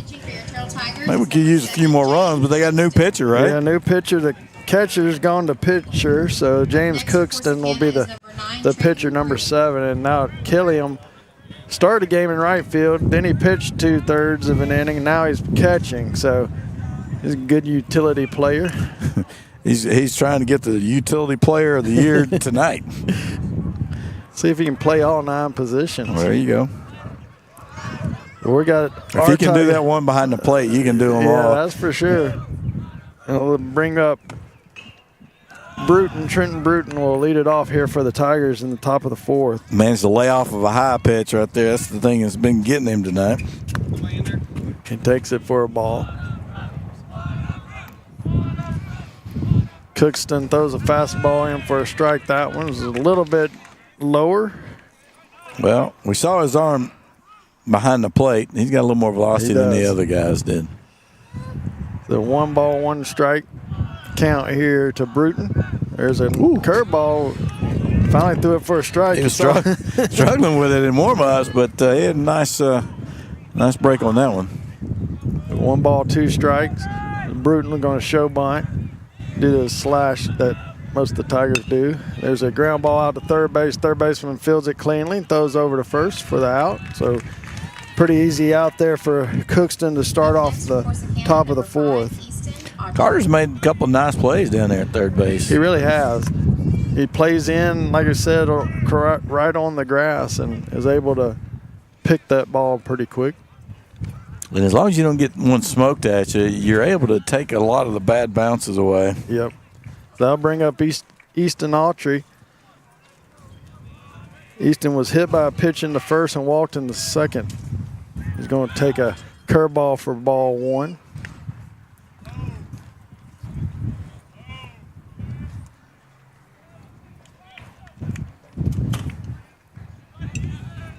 One ball, no strikes. 1 out. Top of 4. Tigers lead at 5-0. Curveball way high and outside. Ball 2. Cookston so far hadn't given Easton anything he could offer at. Here's a 2-0. Woof. Ball 3. That one's up around Easton's head. Gets all the way to the backstop. It's a long way up there. It is. Catcher couldn't even reach it. 3 balls, no strikes. Easton Autry sitting 3-0. He might have got all of that one. He hits it deep into center field, dead center. It's going to be off the wall. Easton's going to come into second and have a nice, easy stand-up double for Easton Autry. Yeah, he got that one. And it had the left-handed, like the slice on it, and the wind's blowing it that way.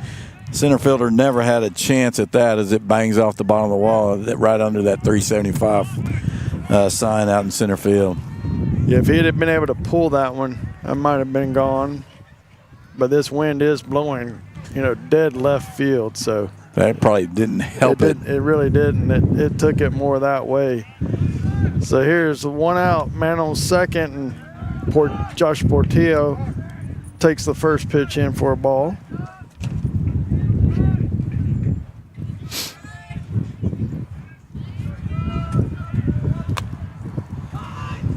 One ball, no strikes. Ball 2 outside. It's interesting. We've seen a couple of times when Easton gets a 3-0 count. Obviously, he's got a green light. It'd be interesting to see what pitchers do eventually. Scout us if they, if you're going to go 3-0 on him, might as well walk him. Here's the 2-0. It's going to be up. 3 balls, no strikes. Yeah, I mean, if he's going to swing at a strike, Yeah. And you're trying to stay away from him. Why would you throw it to him? Yeah. Groove a fastball at 3-0 like you typically do. There's a 3-0 fastball in for a strike.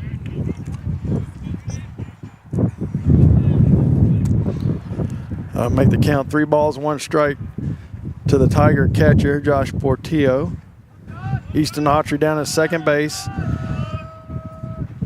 There's a fastball, ground ball, foul down the left field line.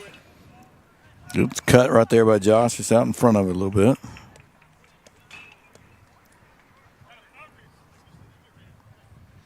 Josh has walked and struck out tonight. So he'd like to get himself a hit, get on the board.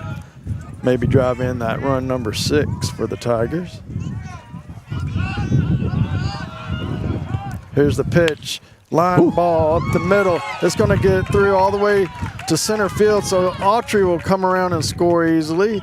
Josh takes a big turn at first base, but they'll get the ball back into second. He'll hold there, but a great job of hitting there by Josh Portillo. Man, that ball had some exit velocity on it as he drives the ball and smokes it by the shortstop right there. Good job of hitting and getting that bat head around on it and squaring it up. So I'll make it 6-0 Tigers as we continue to bat here in the top of the 4th inning. To bring up number 8, Jordan Tamiz.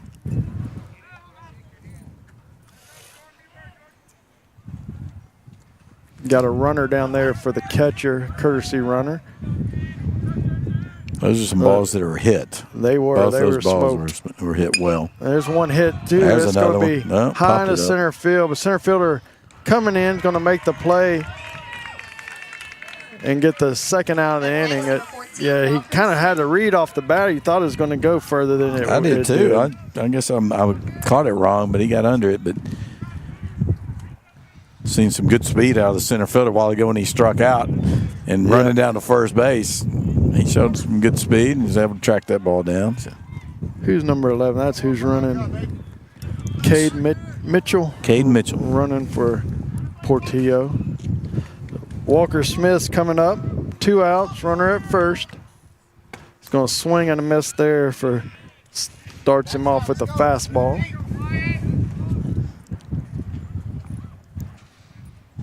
Walker struck out his first time and walked his second time up and came around to score. Throw over to first, but Mitchell's back easy.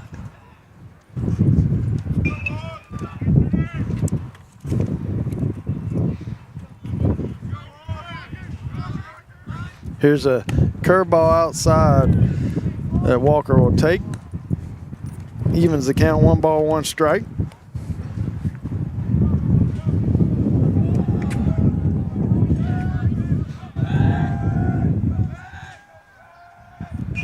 Cookston looks over, throws over, but Mitchell will be back easily to first base.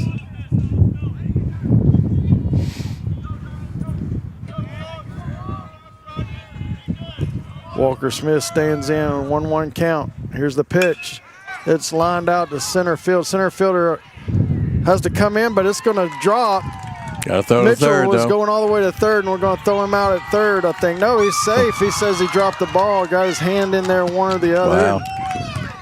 While they're arguing that, Walker takes his time and goes on down to second base. Great heads-up base running by Walker Smith. Wow, the ball just fell in front. He went Got back. a bad jump on it. Went back initially.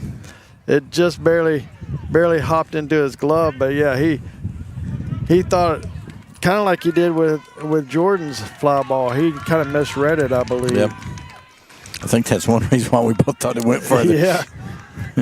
They're going to argue the call at third because the ball definitely beat him there, but he got his hand in there, I think, around the tag. He was adamant on the call. Yep. I mean, yeah, it was one of those deals where a third baseman just has his glove down there. He didn't really try to tag him, and Mitchell was able to evade the tag with the kind of a swim move over there. So now we'll have Tigers at third and second with 2 outs and Gabe Sods up. been on twice tonight, scored 2 runs. He's going to hit a foul ball. Wishes he had that back because he Yeah, just missed it. He wanted to get that one. He's a little upset with himself.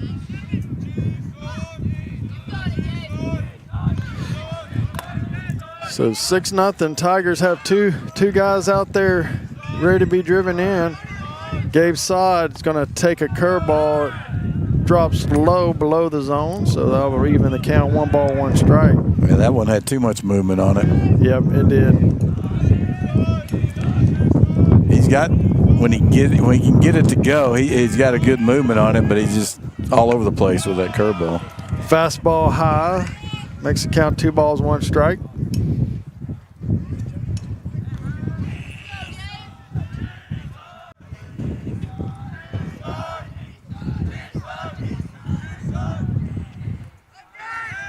Here's the 2-1 fastball, fly ball left side. It's going to stay in play. I think the left fielder runs, but he's not able to catch it. It did bounce. I can't tell if that was. It might have gone over the fence. Was it over the fence? I thought he had a little of a beat on it, but didn't really try to catch it. So I guess he saw it better than we did. 2 balls, 2 strikes, 2 outs here. That was the most wind-aided shot we've seen tonight, and it was foul. Here's a 2-2 curveball, bounces in. Good block there by Killiam to keep the runner at third.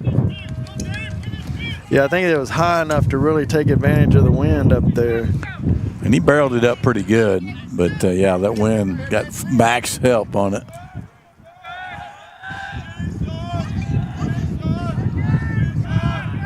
Here's the pitch. Fouled back. Hanging tough in there. Hanging tough with the 3-2 count. 2 outs. 2 runners in scoring position. Tigers would like to get these guys in, get that lead up to 8.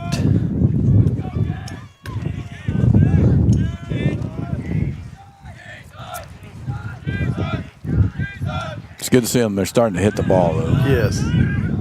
Here's the 3-2. Good take. It's going to stay outside. Nice take right there by Gabe Sod to walk, to load the bases for the Tigers' first baseman, Sean Medrano. Yeah, that's a good take. That's a hard pitch to take. It's close.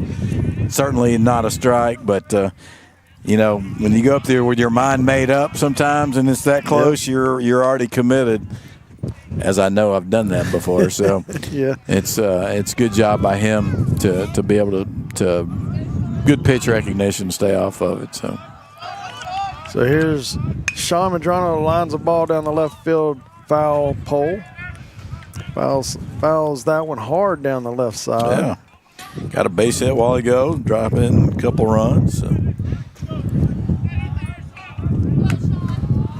Bases loaded.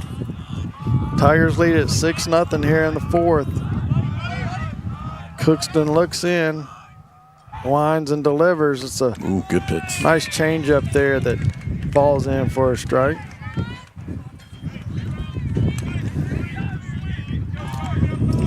(0-2) count.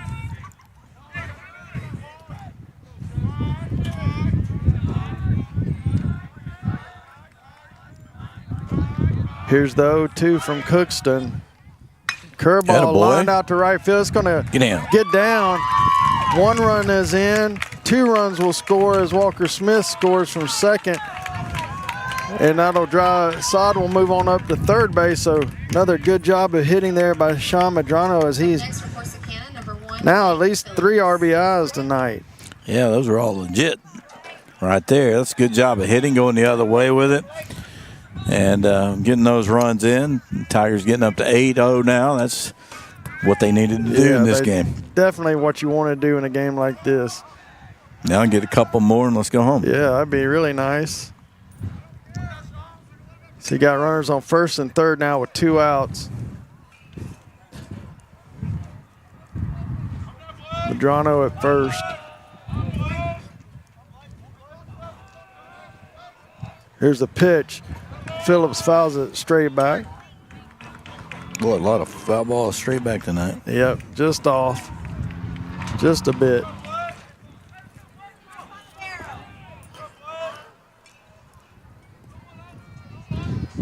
With Cookston now pitching. We really hadn't seen Killiam throw a ball down to second, so you don't know what kind of arm he has behind the plate. Yeah, I don't think Sean's running. Probably not, unless you try to put some kind of play on. Delayed still. We'll see some of those. Oh, yeah. It's kind of a specialty. Here's the 0-1. It's going to be a fastball for strike 2. Good pitch there by Cookston. Phillips now down 0-2 in the count. Comes in to protect. And takes a ball. There's your delay still. As he'll make it down without a throw. So figured that was still in the repertoire. So Tigers have put 3 on the board this inning. Looking to add a couple more. Blake Phillips swing and a miss, and he'll strike out Phillips and leave the runners at second and third. Leave 2 runners on, but the Tigers do pick up 3 runs, and they now lead it 8-0. We'll head to the bottom of the 4th.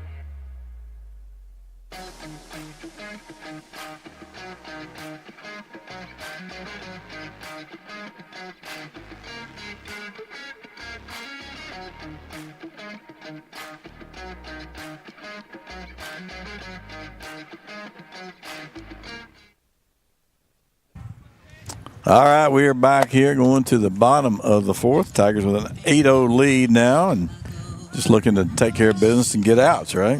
Yeah, it's a situation where you want to make the innings as short as you can when you're on the field. But they'll bring up Gray Smith, the shortstop for the Terrell Tigers. Miranda's still on the mound. He's going to first pitch, fly ball to right field. Bruton's going to play it off the hop. Tried to make it play, but he was able to keep it in front of him. And Next, number 7, nice good hit right there by Gray Smith. Yeah, just a good job going the other way. And last sinking line drive. And Bruton got a good jump on it. He was coming in and at least was able to get a body on it and keep it from getting by him. Which out in this grass, you never know how it's going to bounce. So you definitely want to get your body in front of it in the outfield. Brings up Cookston, the pitcher now. Had a hit his last time up. Good pitch to start him out right there. 0-1 count. Smith over there at first base getting a little bit of a lead. Not a big lead. Miranda's going to come set, check the runner, and throws that curveball.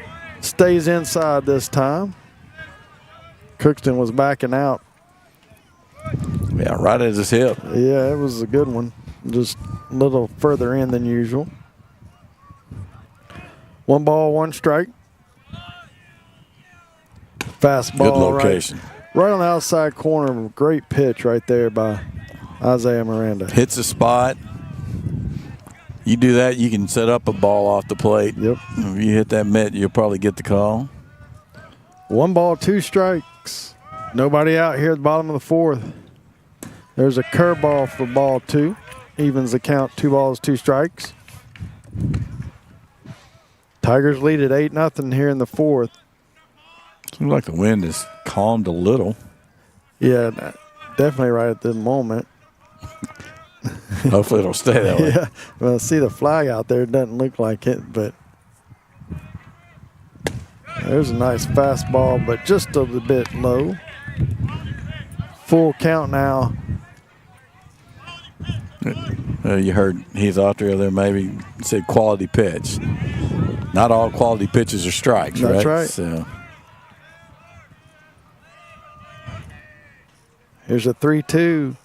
there you go. Line up the middle. A nice base hit there by Cookston's going to drop in center field. 2 hits in a row now here in the 4th, and the Terrell Tigers have a little something brewing. 4 hits in the game for Terrell. So, yeah, good patient at bat right there. He got a pitch to hit and just, again, didn't try to do too much. Just take it up the middle. And that puts runners at first and second with nobody out in the 4th. And bring up number 18, Brady Maricall.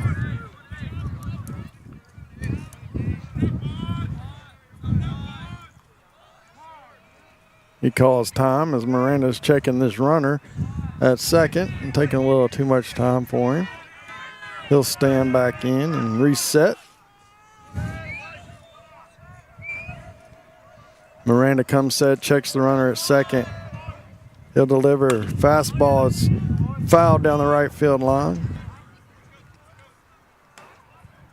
Late on a fastball, but good job of hitting, getting a pretty good bat on that ball. Yeah, you know, right side's a good place to be in this situation here, trying to get the runners over, but I think it's because he was late. I don't think it's because he was trying to do that. Here's the 0-1. Outside, 1 ball, 1 strike. You do have a pretty good hole on the right side between first and second because of the runner at second. So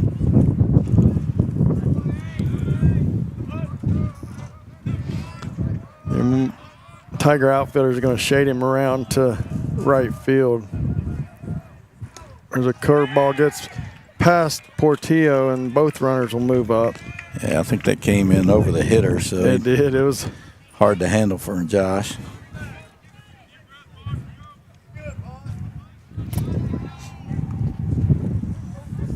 runner on second, third now for the Terrell Tigers.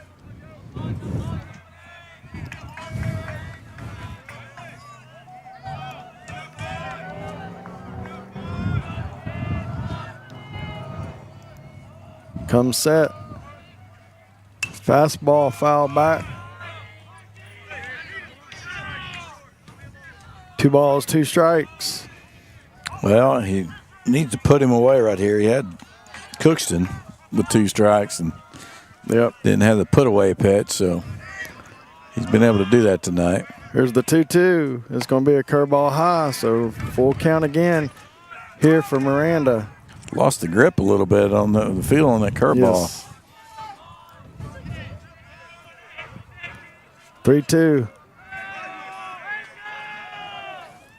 Curveball outside. It's going to get by Portillo. He's going to have a play at the plate, but he's going to slide in safe ahead of the throw. And that'll be the first Terrell Tiger run of the game. Terrell Tigers, number 8, Jordan Carter. It was a ball, so Maricall will walk down to first, and we'll have runners at first and third. Well, does Corbin Hall come out for a visit? No sign. No sign right now that he is, but kind of maybe a situation where you want to let him try to figure it out himself a little bit. Definitely not as sharp right there with this curveball.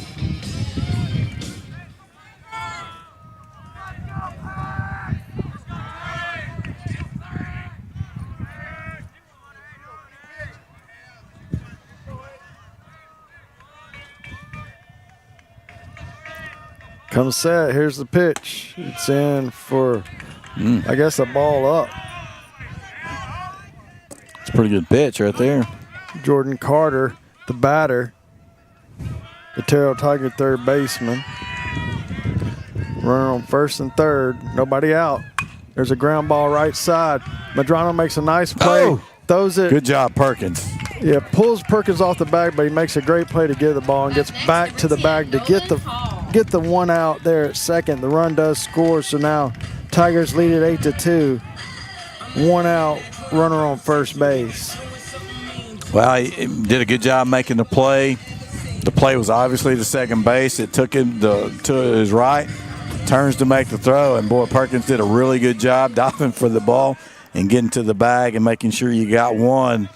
Could have been no outs and two on and two across, so they were able to get that one out.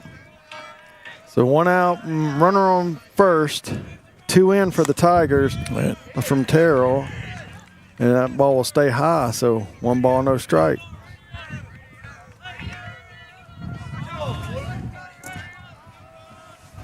One 0 count. 1 out. Fastball fouled off. Evens the count 1-1 to Nolan Hill. I thought that curveball was a strike. Because he never moved his glove when he caught it, or he's been catching those. So I think the batter psyched him out a little bit when he ducked. Down. Here's the 1-1 fastball up, ball 2. 2 balls, 1 strike. Like to get a ground ball right here. Maybe get out of the inning with a double play.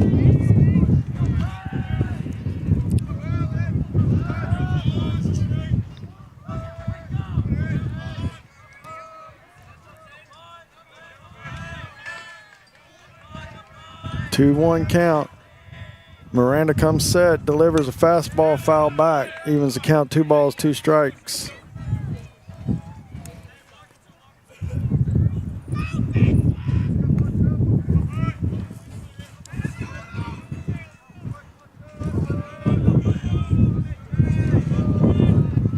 Miranda back, looks in for the sign.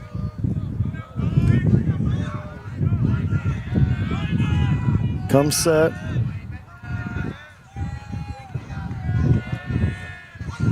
There's a curveball, swung on and missed. Gonna pitch. Strike out Hill for the second out of the inning. Number 5 right there had him fooled on that pitch, and probably the best curveball he's thrown this inning. He really hasn't been as sharp with it as he was earlier. Yes. Man on first, 2 outs, 8-2 now. Brings up the leadoff hitter for Terrell Tigers, Damian Nieto. Struck out twice. He's going to foul the first pitch off over into the Corsicana Tigers stands. This guy thinks he can keep it. Yeah. It's not a major league game. They're going to take it to the coach. No balls, 1 strike. Miranda comes set, checks his runner at first base. He delivers a curveball in. That was close. Might have been a little bit outside. Not a bad spot. Should be a swinging strike right there. Pretty good pitch. 1 ball, 1 strike.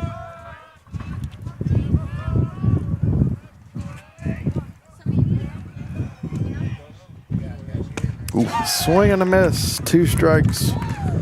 I like that. He just went right at him and down and in right there. Definitely like that. Wouldn't mind seeing that again. 1 ball, 2 strikes. He did not look prepared for that.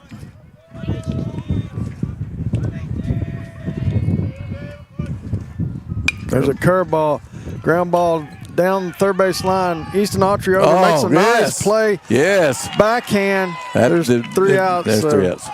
Backhanded it right on the line and is able to make a nice hard throw to first base to get the out. And a good pick over there by Medrano.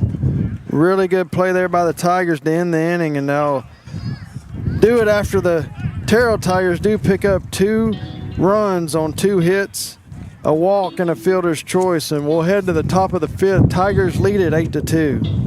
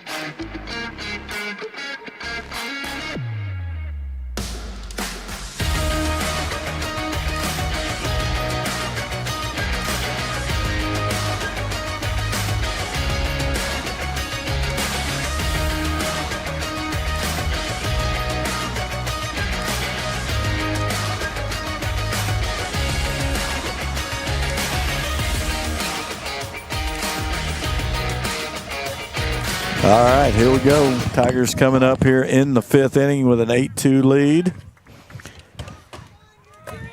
Get us 4 runs, Steven. Yeah, let's be nice to get 4 and be able to end it after 5. But got the top of the order here. Top of the order, Perkins back up at the plate.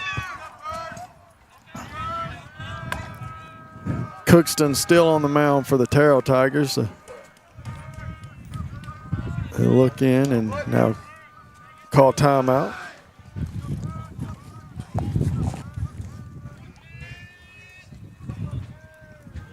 Here we go. Perkins takes the first pitch for a strike. Shows bunt and pulls it back. Kind of sees what the defense is doing. Third baseman was crashing hard there. 0-1. There's a fly ball. Wow.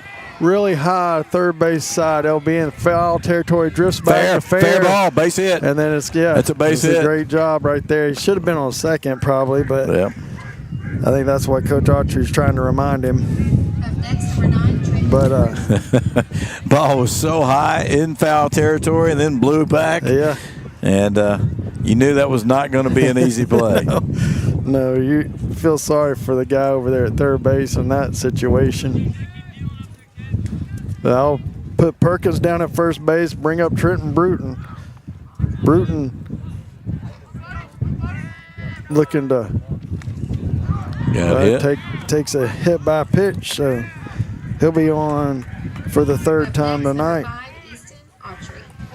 That's the 4th one of those tonight. Big E comes up here with runners on. Runners on first and second, nobody out, and Easton Autry, who doubled off the center field fence last time up, will stand in again. If he hits that ball to the left center, it's probably out. Yeah, I'd agree with you. Get a little help. Yeah, and a little higher. Yep. You hit that one so hard.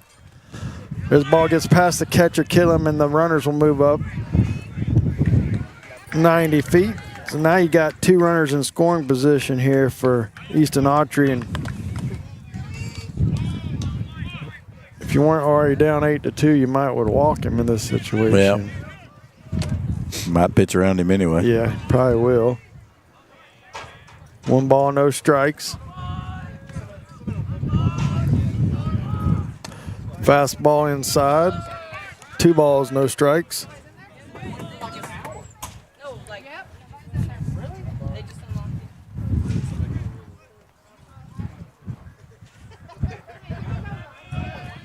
Here's the 1-1. It's going to hit him. That's the 2nd time. I told you. He said, I've never been hit at a high school game. I get hit in summer all the time. 2 tonight. Oh. Bases loaded now.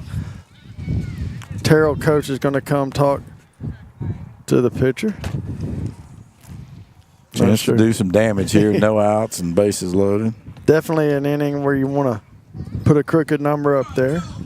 See what they're going to do, if they're going to leave Cookston in or go somewhere else.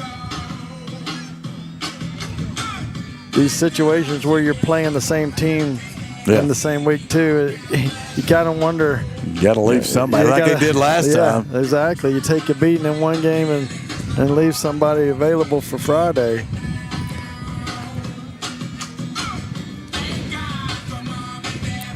Gonna leave him out there. Again, I'm not sure how much he pitches. Yeah, I mean, he's like a good, ton, good arm, but is obviously, but good player. Right behind the plate. Yes, and he's hit the ball well, too. Definitely a player, but. Well, here's Josh Portillo's got a chance here with the bases loaded, Stephen, to really help out. And they're going to play the infield in, trying to cut out and run at home if they have to, and leave some spots for Josh. Josh's going to hit it one. That's wow. Deep. It's going over the Get left fielder's here. head. It Get might out get of it. It's here. out of here. It's a grand slam for Josh Portillo. Woo. There's the 4 runs that we needed. He got all that one. He did. That was grooved right down the middle, and he put as good a barrel as we've seen on the ball, and he'll touch them all. Great job there by Josh. Attaboy, Joshy. Cleanup hitter doing what a cleanup hitter does, right? He gets a fastball and he drives it, uses the wind. Even without the wind, that ball was hit so hard. It may not go out, but it was going to be ringing on the wall. Yeah, I think it probably still does. That was interesting because they had pulled the infield and some of the outfield in, trying to be able to not have a sac fly. And, man, that left fielder just turned. You saw his number on his back. So I'll make it 12-2. Whiplash turning around that fast, chasing the ball. Jordan Tamez takes a fastball up. Give up a grand slam. He come in high and tight. Yeah, that's a little old school right there. I'm not sure if it's on purpose. They've been all over the zone. So here's another ball barrel, pretty well good, hit. but dead center field, and Hill will take it out there for the out. You don't get the same help on the wind, but that's 3 balls he's hit decent tonight. 3 balls he's flown out to center field also. So yeah, big double over left fielder. And Brody Dobbs is going to hit for Walker Smith. Okay. Looks like.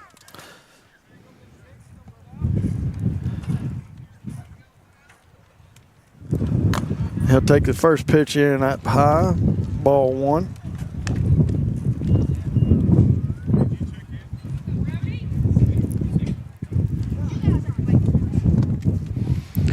He didn't check in, so good thing Coach reminded him. Well, he had a pitch too, so. Yeah. Think as long as he didn't put it in play.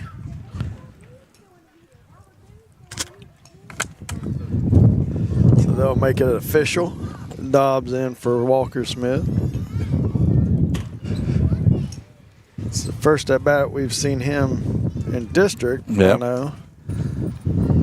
I don't know that he got one last year.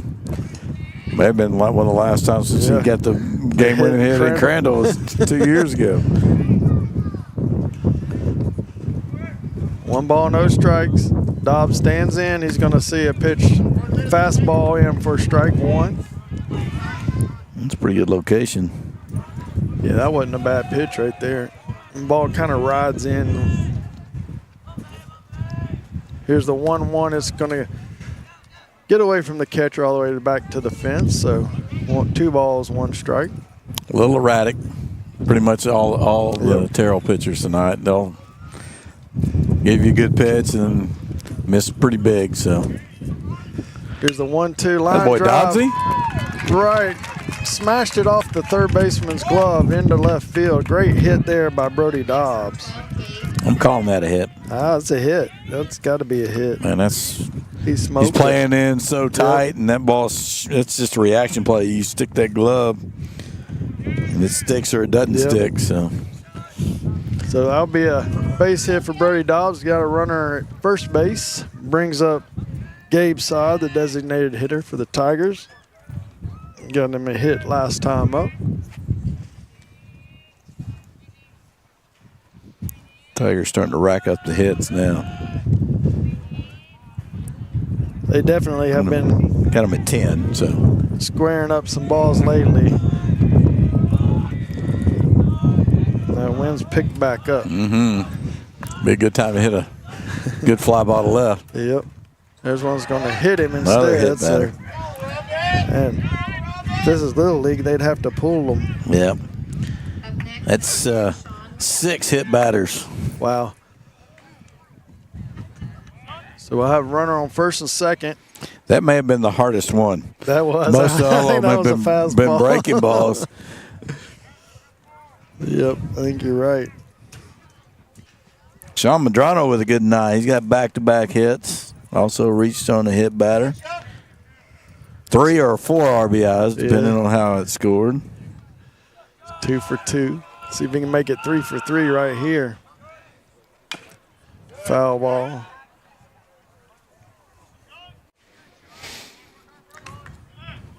Oh, 1 count.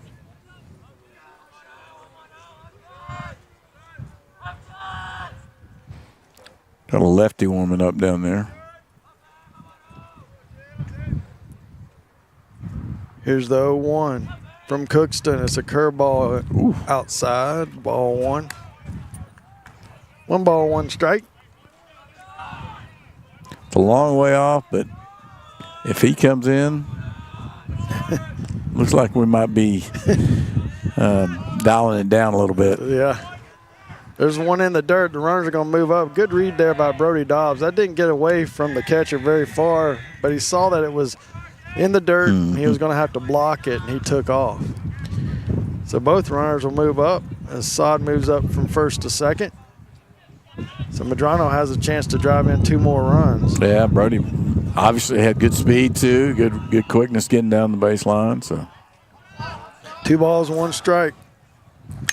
Line drive, right field. That's going to fall in. 3 for 3. 1's coming in. Sod's going to take a turn. He's going to try to. He's held up at the last minute. So, That's a good call right there, and getting him held up as they got the ball in quickly. But a good job of Sean Medrano going the other way again for a base hit and an RBI. So big night for him.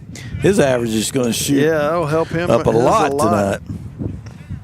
And they're going to make the visit, and I guess the call to the bullpen for the Terrell Tigers is their coach is taking his easy stroll out to the mound, makes the call to the bullpen. So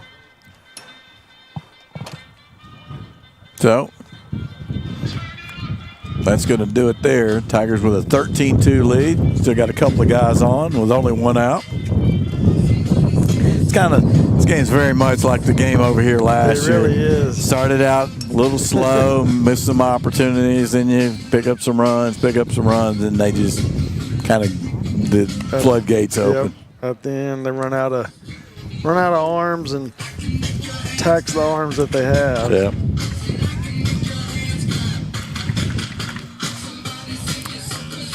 Number 8. Number 8. That was the third baseman, Jordan Carter.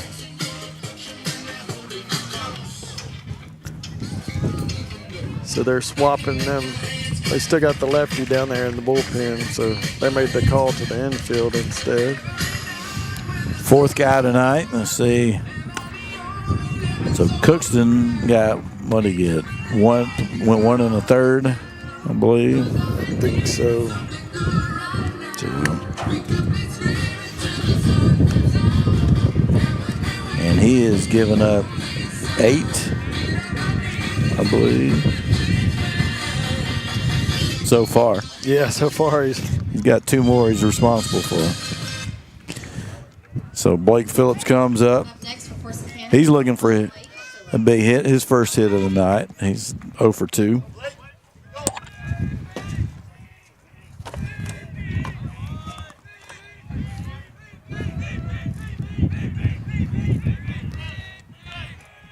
There's a first pitch from Carter. Is going to be low for ball 1 there to.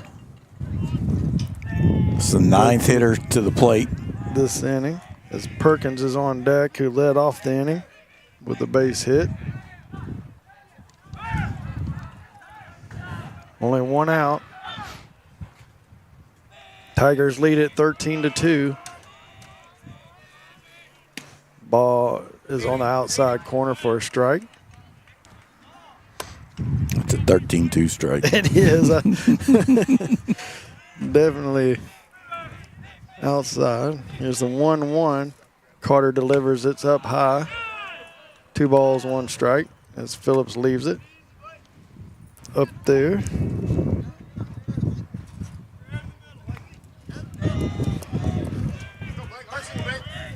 Like to see Blake get him here. Yeah. Here. Here's the way outside. It's going to get to the backstop, and Saad's going to score without a throw, and Medrano's going to move up to second base. So Tigers add on right here to make it 14-2.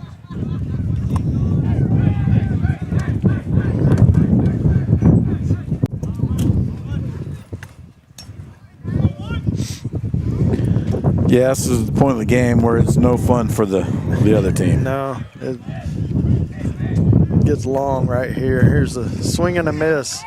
3 balls, 2 strikes.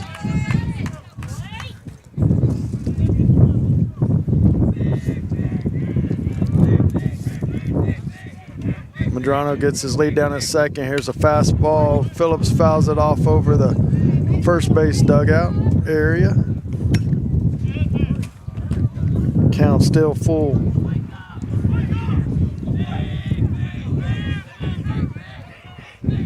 Carter looks in.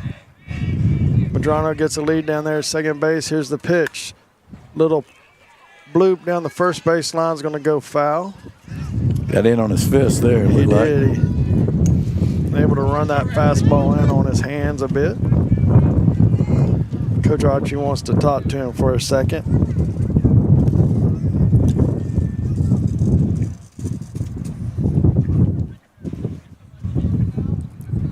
Definitely want to get his hands out earlier and get that ball out front. Maybe drive it. Yeah, no doubt. Because you know he's ready for it. He's maybe pressing a little bit on it. 3-2. Here's the pitch. Outside, ball 4. So Phillips will work a walk. So he's had 2 walks and 2 strikeouts on the night, but that'll put runners in first and second, bring up Connor Perkins, who led off the inning with a single and came around to score. Still only 1 out here in the top of the 5th. And that was the pop-up. Should have been a foul ball. Yes, Foul ball right. out, turned into a single. Here's a pitch. It's going to be a ground ball down the third base line, foul. That one was hugging the chalk till it got almost to third base and then kicked left.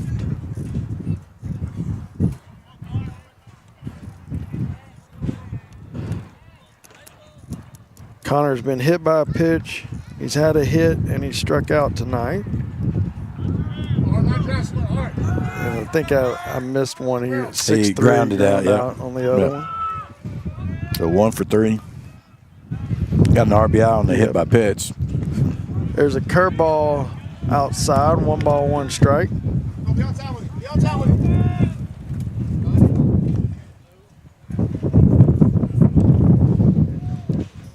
Carter looks in, checks his runner at second. Fastball outside. 2 balls, 1 strike.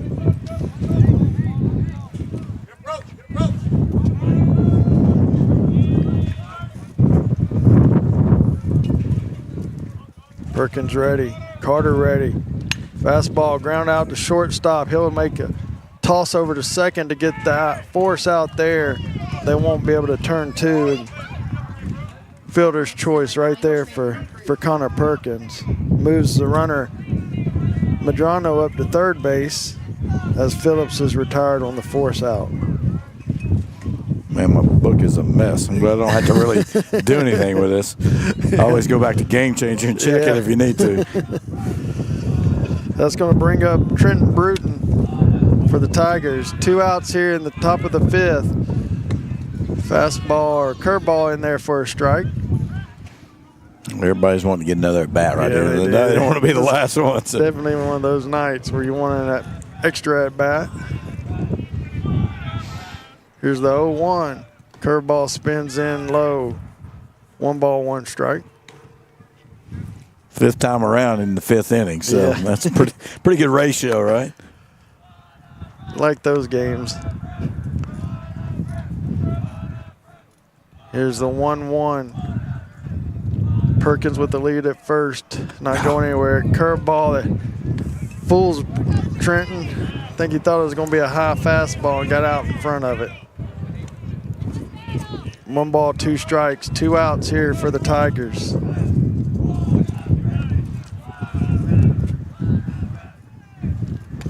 Fastball low. 2 balls, 2 strikes. 2 out. Isn't the wind supposed to die as the night goes on? That's what I was thinking. It's picking up. There's a fastball up.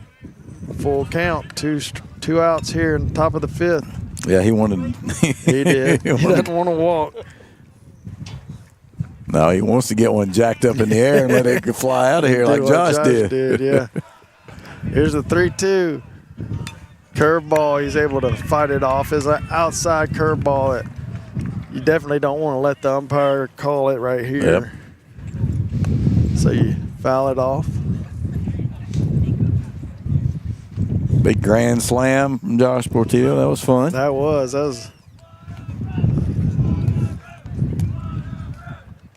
3-2.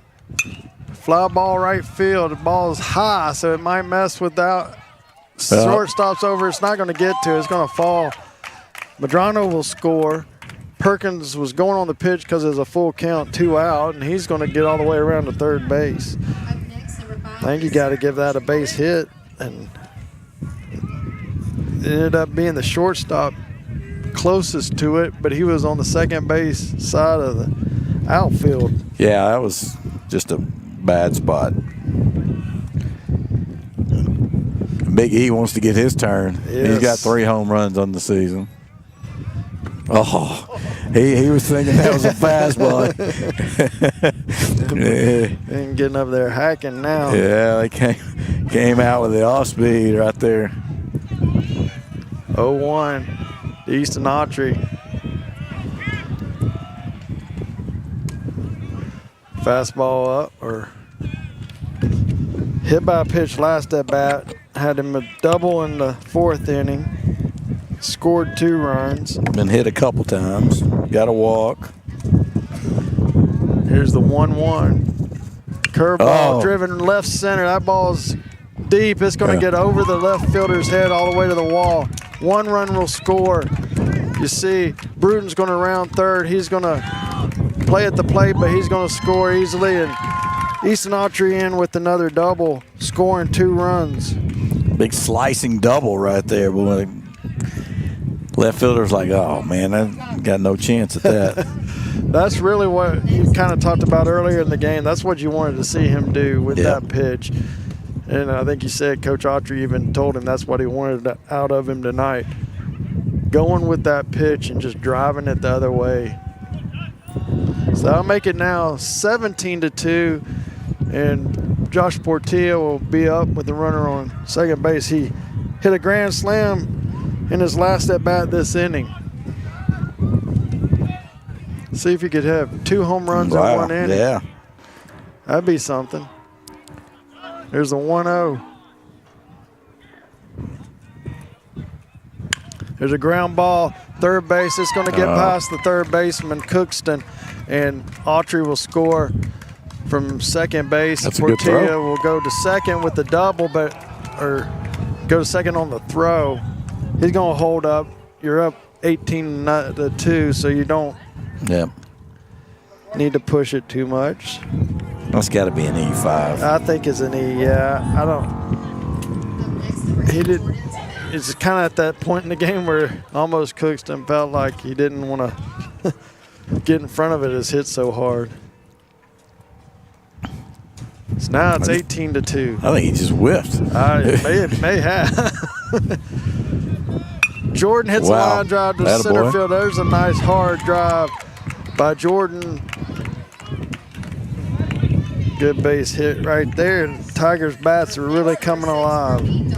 Turning into BP. Brody Dobbs getting a second at bat, and he's just pinch hit this inning. He hit earlier in the inning and had a nice line drive base hit. I think we scored 17 last year over here. Now we're up to 18. So 18-2. Here's a pitch. Hits the ground in front of the plate. Well, you got shut out last Thursday, so yes, come out and make up for it. Definitely. Put some runs up. definitely like to see it. You know this team's capable of doing that on any given night. Here's Brody Dobbs, line drive, ground ball to shortstop. They're throw it over there, got the force out there at second, so that'll finally end the inning. I'm gonna have to count. I need my calculator to count how many runs we scored that inning. But 10. 10 that inning makes it 18-2. Tigers will take the lead as we head to the bottom of the fifth.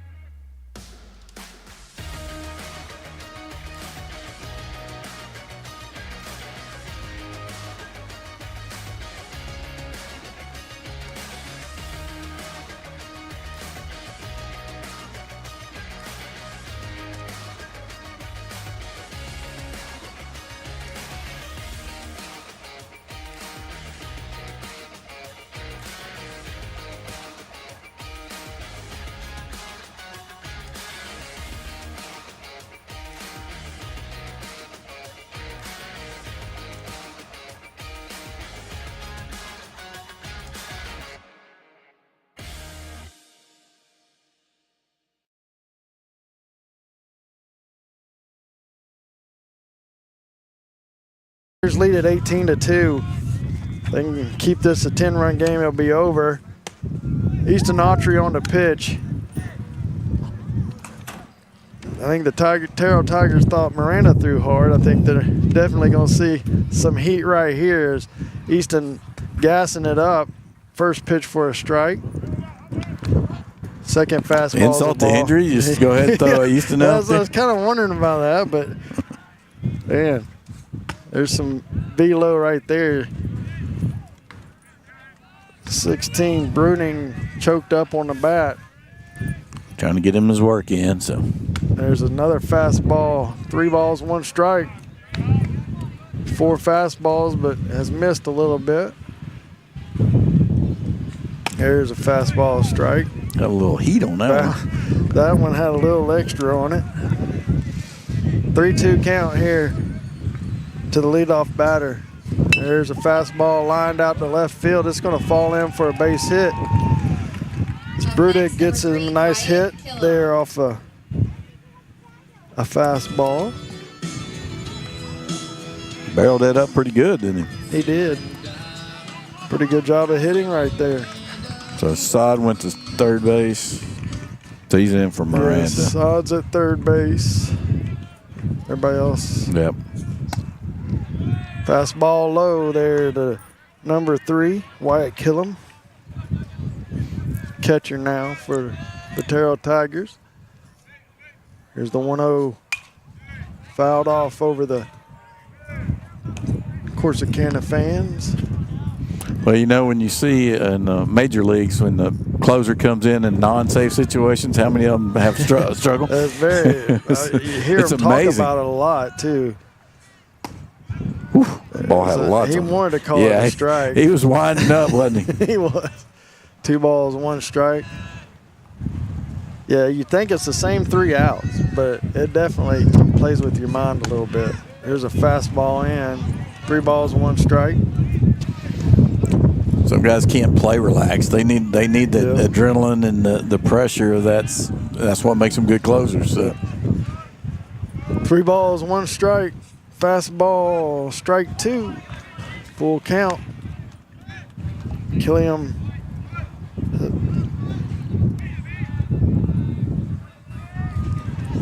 have a 3-2 pitch here from Easton Autry. It's going to be outside and gets all the way to the fence. So walk Killiam, so they'll have runners at first and second now.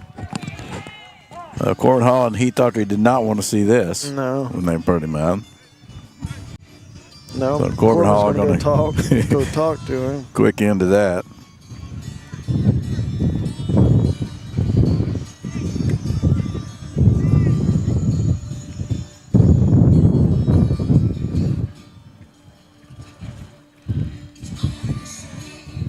Well, come back out and throw strikes.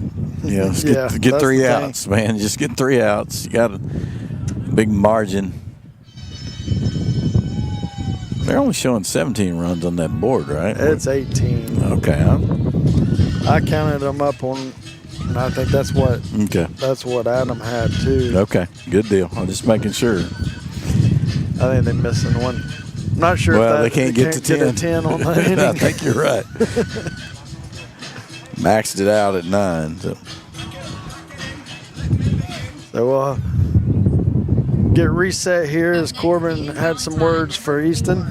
We've seen that pay off on some visits to go out there and just tell him to throw strikes right here. Fill it up. Here's the first pitch, fastball. There it is, strike. Caden Valentine, the batter for the Terrell Tigers. 0-1. There's another one. 0-2. Whatever Corbin told him is working. That's good. That's good all visit. you need to do. Put another one in that same spot. Here's the 0-2 curveball. Oh, yeah. Nice pitch right there. He struck him out on 3 pitches. So good job there by Easton making an adjustment. I'll bring up Gray Smith, shortstop for Terrell. Against Crandall, what do you have? 4, 5 strikeouts in a row? So. There's another curveball right there for a strike. Good job right there. Curveball has faster than some people's fastball. For sure. Definitely faster than some of the fastballs we saw tonight on the other side. There's a fastball foul back, 0-2. So after the visit, he's now thrown, 5 strikes in a row. I believe you are correct. Here's the 0-2. Curveball is up just a tad, so 1 ball, 2 strikes.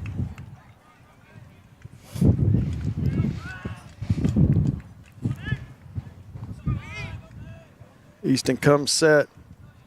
Here's the 1-2. Curveball outside, 2 balls, 2 strikes. He does not throw a slow curveball. No, he doesn't. got a lot of. It's got a lot of bite on it. Yes, it does. Come get him. Here's the 2-2. Fastball grounded over to first base. Oh. Right through Medrano. He's not able to make the play on it. Runs Got coming around. They're going to have to throw him out at home plate. Good job there. Phillips. Yeah. Hustling over to back up Medrano and was able to throw the runner out at home. So not a great base running choice there by the Terrell Tigers, but pays off for Corsicana Tigers. Slow roller, just Sean got a little impatient there and popped up with it and got the out anyway. Yep. There's another fastball in for a strike. Or no, they called it a ball. 1 ball, no strikes. 2 outs here. Bottom of the 5th. Tigers leading at 18-2. There's a fastball in for a strike. A little extra there. 1 ball, 1 strike. That sounded like it would hurt. Yes. I wouldn't want to get hit by that one, that's for sure. Here's a 1-1. Curveball. Had him backing out. That is so pretty. Tough pitch right there. 1 ball, 2 strikes. Easton comes set. Here's the 1-2. Outside. 2 balls, 2 strikes. Definitely don't want to catch that in the palm. I gotta say, I like Josh's glove. He's got him in a light blue powder catcher's mitt. That's nice. Want the powder blues of the Rangers wear. Yep. Here's a 2-2. Curveball stays high. Had him bailing too. That ball, He did. 3 balls, like it was 2 coming strikes. at him. When you hear that ball whiz by that fastball, you're worried when that curveball's headed at you. There's a fastball up. You're going to walk him. It's going to bring up Next, number 18, Brady Markle. Brady Markle. Loads the bases. We got a pinch hitter maybe. Looks like it. Up Number next, number 19. 19, Jace Williams. Jace Williams, number 19. Williams says, "Why do you let me come in to face this guy?"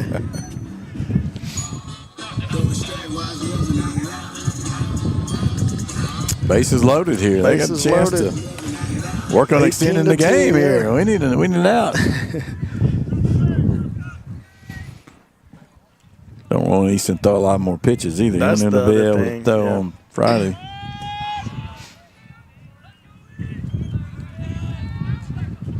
Here's the fastball swung on and missed by Williams. That's all he needs to do right here. Yeah, it's tough coming in off the bench and facing 90-something. Hey, balk. Not sure.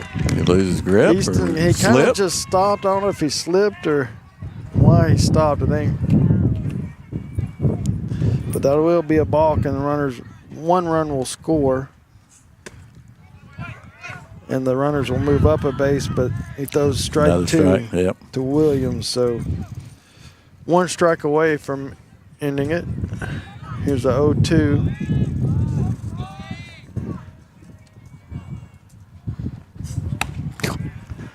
He went with the big leg kick right there. He changed it a little bit just so he could try to put a little extra on it. You don't need Just much go extra. from the windup if you want. There you Yeah. go. There we go. Curveball. Breaking too much sometimes. 2 balls, 2 strikes. Go right at him. Just heat him up. Curveballs. Getting too much. Plays low. Full count. The ball looks good a long way. It It just does. has so much bite. Williams choking up on his bat. There's a fastball. He's able to foul it off. That's pretty good to be able to foul that off because Yeah. it had some juice on it. He's choked up about 2 inches, and I think he's just trying to stab at the ball. You don't see that too often anymore. You don't. Here's a 3-2. Outside, he'll walk him. Got him. No. Barely got Next, back number to 8, Jordan Carter. third. And bring up Jordan Carter.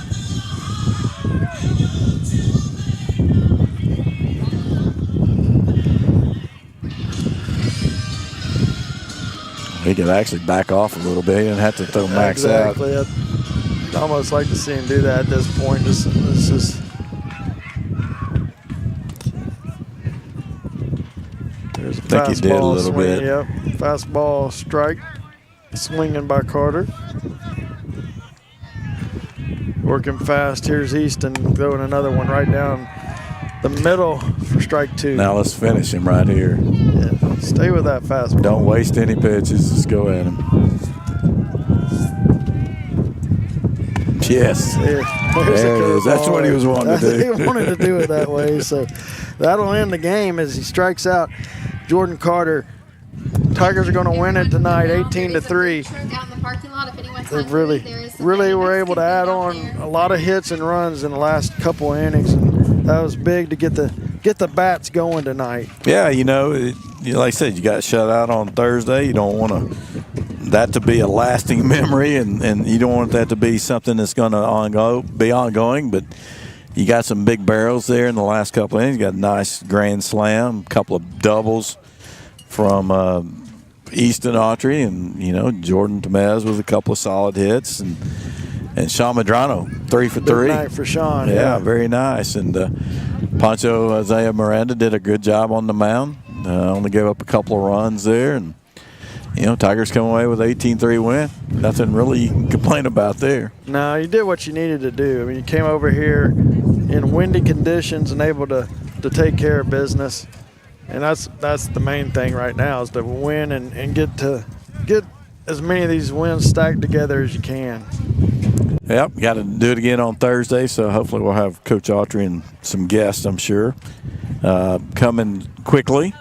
And we'll get those guys in and out and get them on the way back home. But a nice W here for the Tigers. And, again, this is what you should do. Teams 1-14, struggling to score runs. And tonight, one thing I'd like to see is us not giving any walks, giving opportunities. But I think we showed some good patience early in the game when they were struggling with the strike zone and got runners on base before we really got the bats rolling.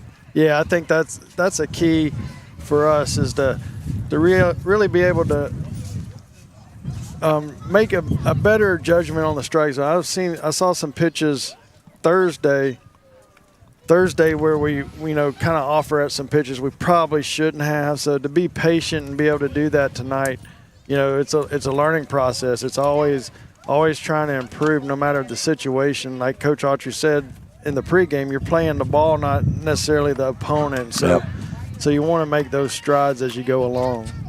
And that's certainly something that you do in baseball, right? Because so different than a lot of other sports. It's, you're not like, I'm not blocking you head up. I'm sitting here, the ball's hit to me. I got to make the play on the baseball, or I'm at the plate. I've got to make a play based on what the pitcher's doing, whether it's either to take the pitch or put it in play, hopefully get a base hit. It's whatever the situation calls for. And so it's a little different than some other sports, but it's certainly the chance and the opportunity to do well or to not do well because, again, it's just you and the ball sometimes. And we saw some opportunities tonight with guys didn't make plays mostly on the other team. But if you're not up to that task, then you give those chances and those opportunities. If I'm the pitcher and I can't throw strikes, I'm letting those guys stay in the game. And we don't want to do that, and we want to shut those things down. Exactly, and even like the big inning we had, like you said, Perkins let it off with the fly ball. Typically, the third baseman is going to catch. The wind plays with it, not able to make the play. Who knows what would happen had that play been made. So I think I think you're right. I think it definitely a situation where you got every game you have situations present themselves and you have to make adjustments. And I think the Tigers did a good job of that tonight. Well, certainly hit the ball really hard there in the last couple innings, and it's nice to see that. And see if Autry's going to come over here. Maybe he forgot about us. After that long inning, he might be ready to go home. So we'll give him a minute. But again, Friday night back home at Price Field. You will be there. Richie Cottrell will be in my place. So you'll be in good hands. Adam will be there, so we'll all be in good hands. We'll be all right. And so it'll be good. I hate to miss. 2 games in 1 year is more. I usually don't miss 2 at all, any at all. But 2 in 1 year. But I should be good the rest of the way. I hope so. But I got something I got to do. So I just I'm sorry, I just won't be there. But here comes Heath Autry. So we'll catch him on here real quick. And if he can't get through the gate, he can't get through the gate. So I guess he's going to try to make his way over here. So we'll wait on him. So one thing too, when you think about Terrell, we saw what they were doing. They bring in every pitcher they brought in was playing a different position. You don't see that a whole lot in the level of baseball that we are used to. Sometimes that means that they're great athletes or just athletes. But a lot of times you got to make them pay when they do that because they're not typically pitchers that work the count, work the zone and that type of thing. So they're going to be a little less precise, and we were able to do that tonight by making them pay. Yep, sure did, and it was good to see. And again, that's a young team, I'm sure, and a team that's trying to build something over here, and they're trying to do it as best they can. And got Heath Autry making his way over here. We got 2 headphones? Yeah, man. We got there we go. Yeah, there we go. How we doing, buddy? Well, Did you get enough hits? 23-minute, 5-inning game. That's what happens when you put up 10 in one inning. So. Yeah, I mean, the guy swung the bats, pretty good there. We quit fouling off some pitches and got some good swings off. Well, obviously you talk about it. You didn't do a lot of hitting early on, but by the end of the game, you guys were really barreling balls up, and Josh got a nice grand slam out of it. Yeah, Josh swung the bat really well there. He didn't try to do too much. I think early in the game he was pressing a little bit, and he can hit, man. The kid's got a good swing, and just got to loosen up and just get a good pitch and hit it good, and then quit trying to do too much. That's what I told him when he went out on the mound visit, and he did exactly what I told him to do, man. He put a good swing on a strike and got him a grand slam.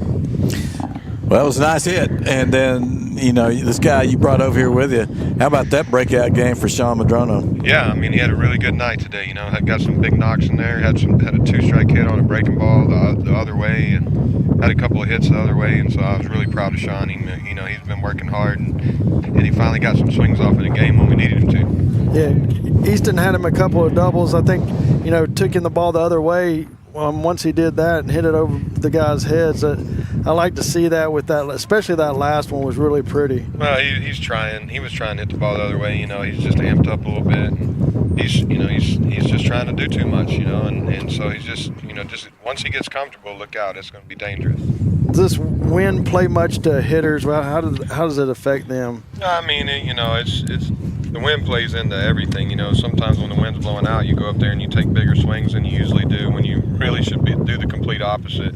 I did it as a player. I mean, we've all done it, and so it's just a matter of self-control and just executing what you work on every day. And then if you run into one, you run into one, and if you're trying to hit the homer, most of the time it don't happen. Well, I think, a lot of times keys to winning games and winning a lot of games, we talk about 2-out RBIs, but also production from the bottom third of your order, and you got a lot of runs scored out of that bottom third tonight. Yeah, absolutely. We tried to kind of switch the lineup up a little bit and just move some guys around just to change some things up. But, I was really proud of the guys. I was really proud of Poncho's start. I thought, really with the wind blowing like this, it's hard to throw a breaking ball at times because, Easton threw several good breaking balls there, and they laid off of them. I don't know how they didn't swing at them, but Poncho threw some really good breaking balls there. Early in the game, I thought he got squeezed a little bit. On a few quality pitches in the inning, he gave up a couple of runs. But, I was really proud of Poncho's start. And, Easton came in, hadn't pitched in a while. We're just trying to get him on the mound and wasn't planning on 30 pitches. But he ended up getting the job done. Well, I thought Poncho did a great job, as you say. First inning was really sharp, quick inning, and then, kind of struggled there for a minute. I was at the second inning when he found that his curveball, and that kind of was his field pitch, and man, he just had it all working there early. Yeah, I mean, when he's throwing his breaking ball for a strike, he's good, and throwing the ball down and away, opposite arm side, he's good, and he's been working hard on that in the bullpen, and I think every game he's getting a little bit sharper and sharper at repeating his delivery and not trying to overthrow the ball, and if he's throwing the breaking ball in any count when he wants to, then he's gonna be able to help us a lot. Well, 18 runs after putting up a 0 last Thursday. That's got to feel pretty good. Yeah. I mean, it does feel good, and we gotta go back and do it again on Friday, and the wind's gonna be blowing the other way straight in. So it could be. We did the same thing last year and went to a 1-0 game. So just hoping we can repeat some really good swings and some disciplined offense on Friday. Well, no doubt you will. So congratulations, and go get them on Friday. All right, thank you. All right, thanks, Heath. Heath Autry, we've got Sean Madrono coming up here. How about making his debut on the broadcast? All right, Sean, congratulations. 3 for 3, 3 big hits, 4, 5, 6, or I don't know what, a bunch of RBIs, and so that felt pretty good, huh? Yes, sir, it did, especially after that last game. So get everybody going there and get you going. Made a couple of nice picks over at first base too. Yeah, it was We're not going to talk about your era, okay? Yeah, it was just more of like I had to make that play for Easton because it was a big play for him. So picked him up right there in that moment. How's it over there with this regular dirt? You're not used to that these days, are you? Not at all. It's soft. It looked like it's really soft out there. Mm-hmm. All right, your feet sinking in the ground. Yeah, it's hard, especially about first. A bunch of Feel like you're running in mud out there. Well, talk about what the ball must have looked like a volleyball coming up there tonight. You had some good swings and really did a good job at just taking the ball where it was pitched, going the other way with it. Yeah, we've been working on that in the cage a lot, trying to take the ball the other way, not trying to do too much, pull the ball, just working on right center constantly. Well, it paid off tonight. Yes, sir, So it did. good job of hitting right there. It's got to feel good, right? Those days where it just feels like you're going to see it and hit it every time you get up there and make it. You want to just how do you the thing is, as a hitter, how do you duplicate that, right? How can you get that every time? And it doesn't always happen, but when it does, you just live in the moment, right? Yeah, you feel good about yourself in the moment. There you go. Well, talk about your knee, man. How you feeling? Is it feeling pretty good? Yeah, I think I'm back to my normal self again, ready. All right. Ready. Well, good. What was it? First game, second game football? You got hurt. First game. Yeah, you were looking good too. By the way, I was impressed. It's big. You've grown a lot since last year, so it's nice to be able to get back and play baseball. Yes, sir. After being stuck on the sidelines right during football season. Yes, sir. It did suck. Well, talk about Friday. What do you see here coming back? Going home here against Terrell. Man, we're planning on duplicating what we did tonight. Just trying to stay consistent. Well, that's what our biggest problem is right now. We're just up and down. So we're just trying to stay consistent throughout our games. Yes, sir. All right, man. Well, get home, man. You got school tomorrow. All right. Yes, sir. Good luck. All right. Good luck, buddy. Congrats. All right. Got to get in the weight room, right? All right. Good job. All right. See you guys. Be careful. All right, Stephen. Well, wrapped up another big 18-run win over here, 5 innings. Takes as long as an 8-inning game did. But I think that's what Coach Autry is alluding to. Usually a 5-inning game, you're usually out an hour and a half, not 2.5 hours. So. Yeah, I wish we had scored all those runs in the first inning. Maybe we would have coasted a little bit. All right, well, that's going to do it for us here tonight as Tigers win big, 18-2, 3? 2? 3. 18. They got one right. One Yeah, at that last the balked in. Yeah, I forgot about it. So 18-3. Tigers will be back Friday. These guys will be on the air about 6:45 or so, and I'll be back next Tuesday. And we go to Heritage, right? Have Midlothian Heritage. I don't know if we're on the road or at home, but Midlothian Heritage next week. And that'll be time to get a little more tight then. That'll Okay. be interesting. We haven't played them. They've not been in our baseball district. Nope. Have they? I don't think so. And they lost 2 last week. They're 0-2. I don't know about tonight, but they were 0-2, so they're definitely needing a win, and that's somebody we need to beat. So definitely. So we'll look forward to that. So until these guys will have you on the air on Friday, so be ready for some more Tiger baseball then. Until that time, we wish you all a good night. God bless, and go Tigers.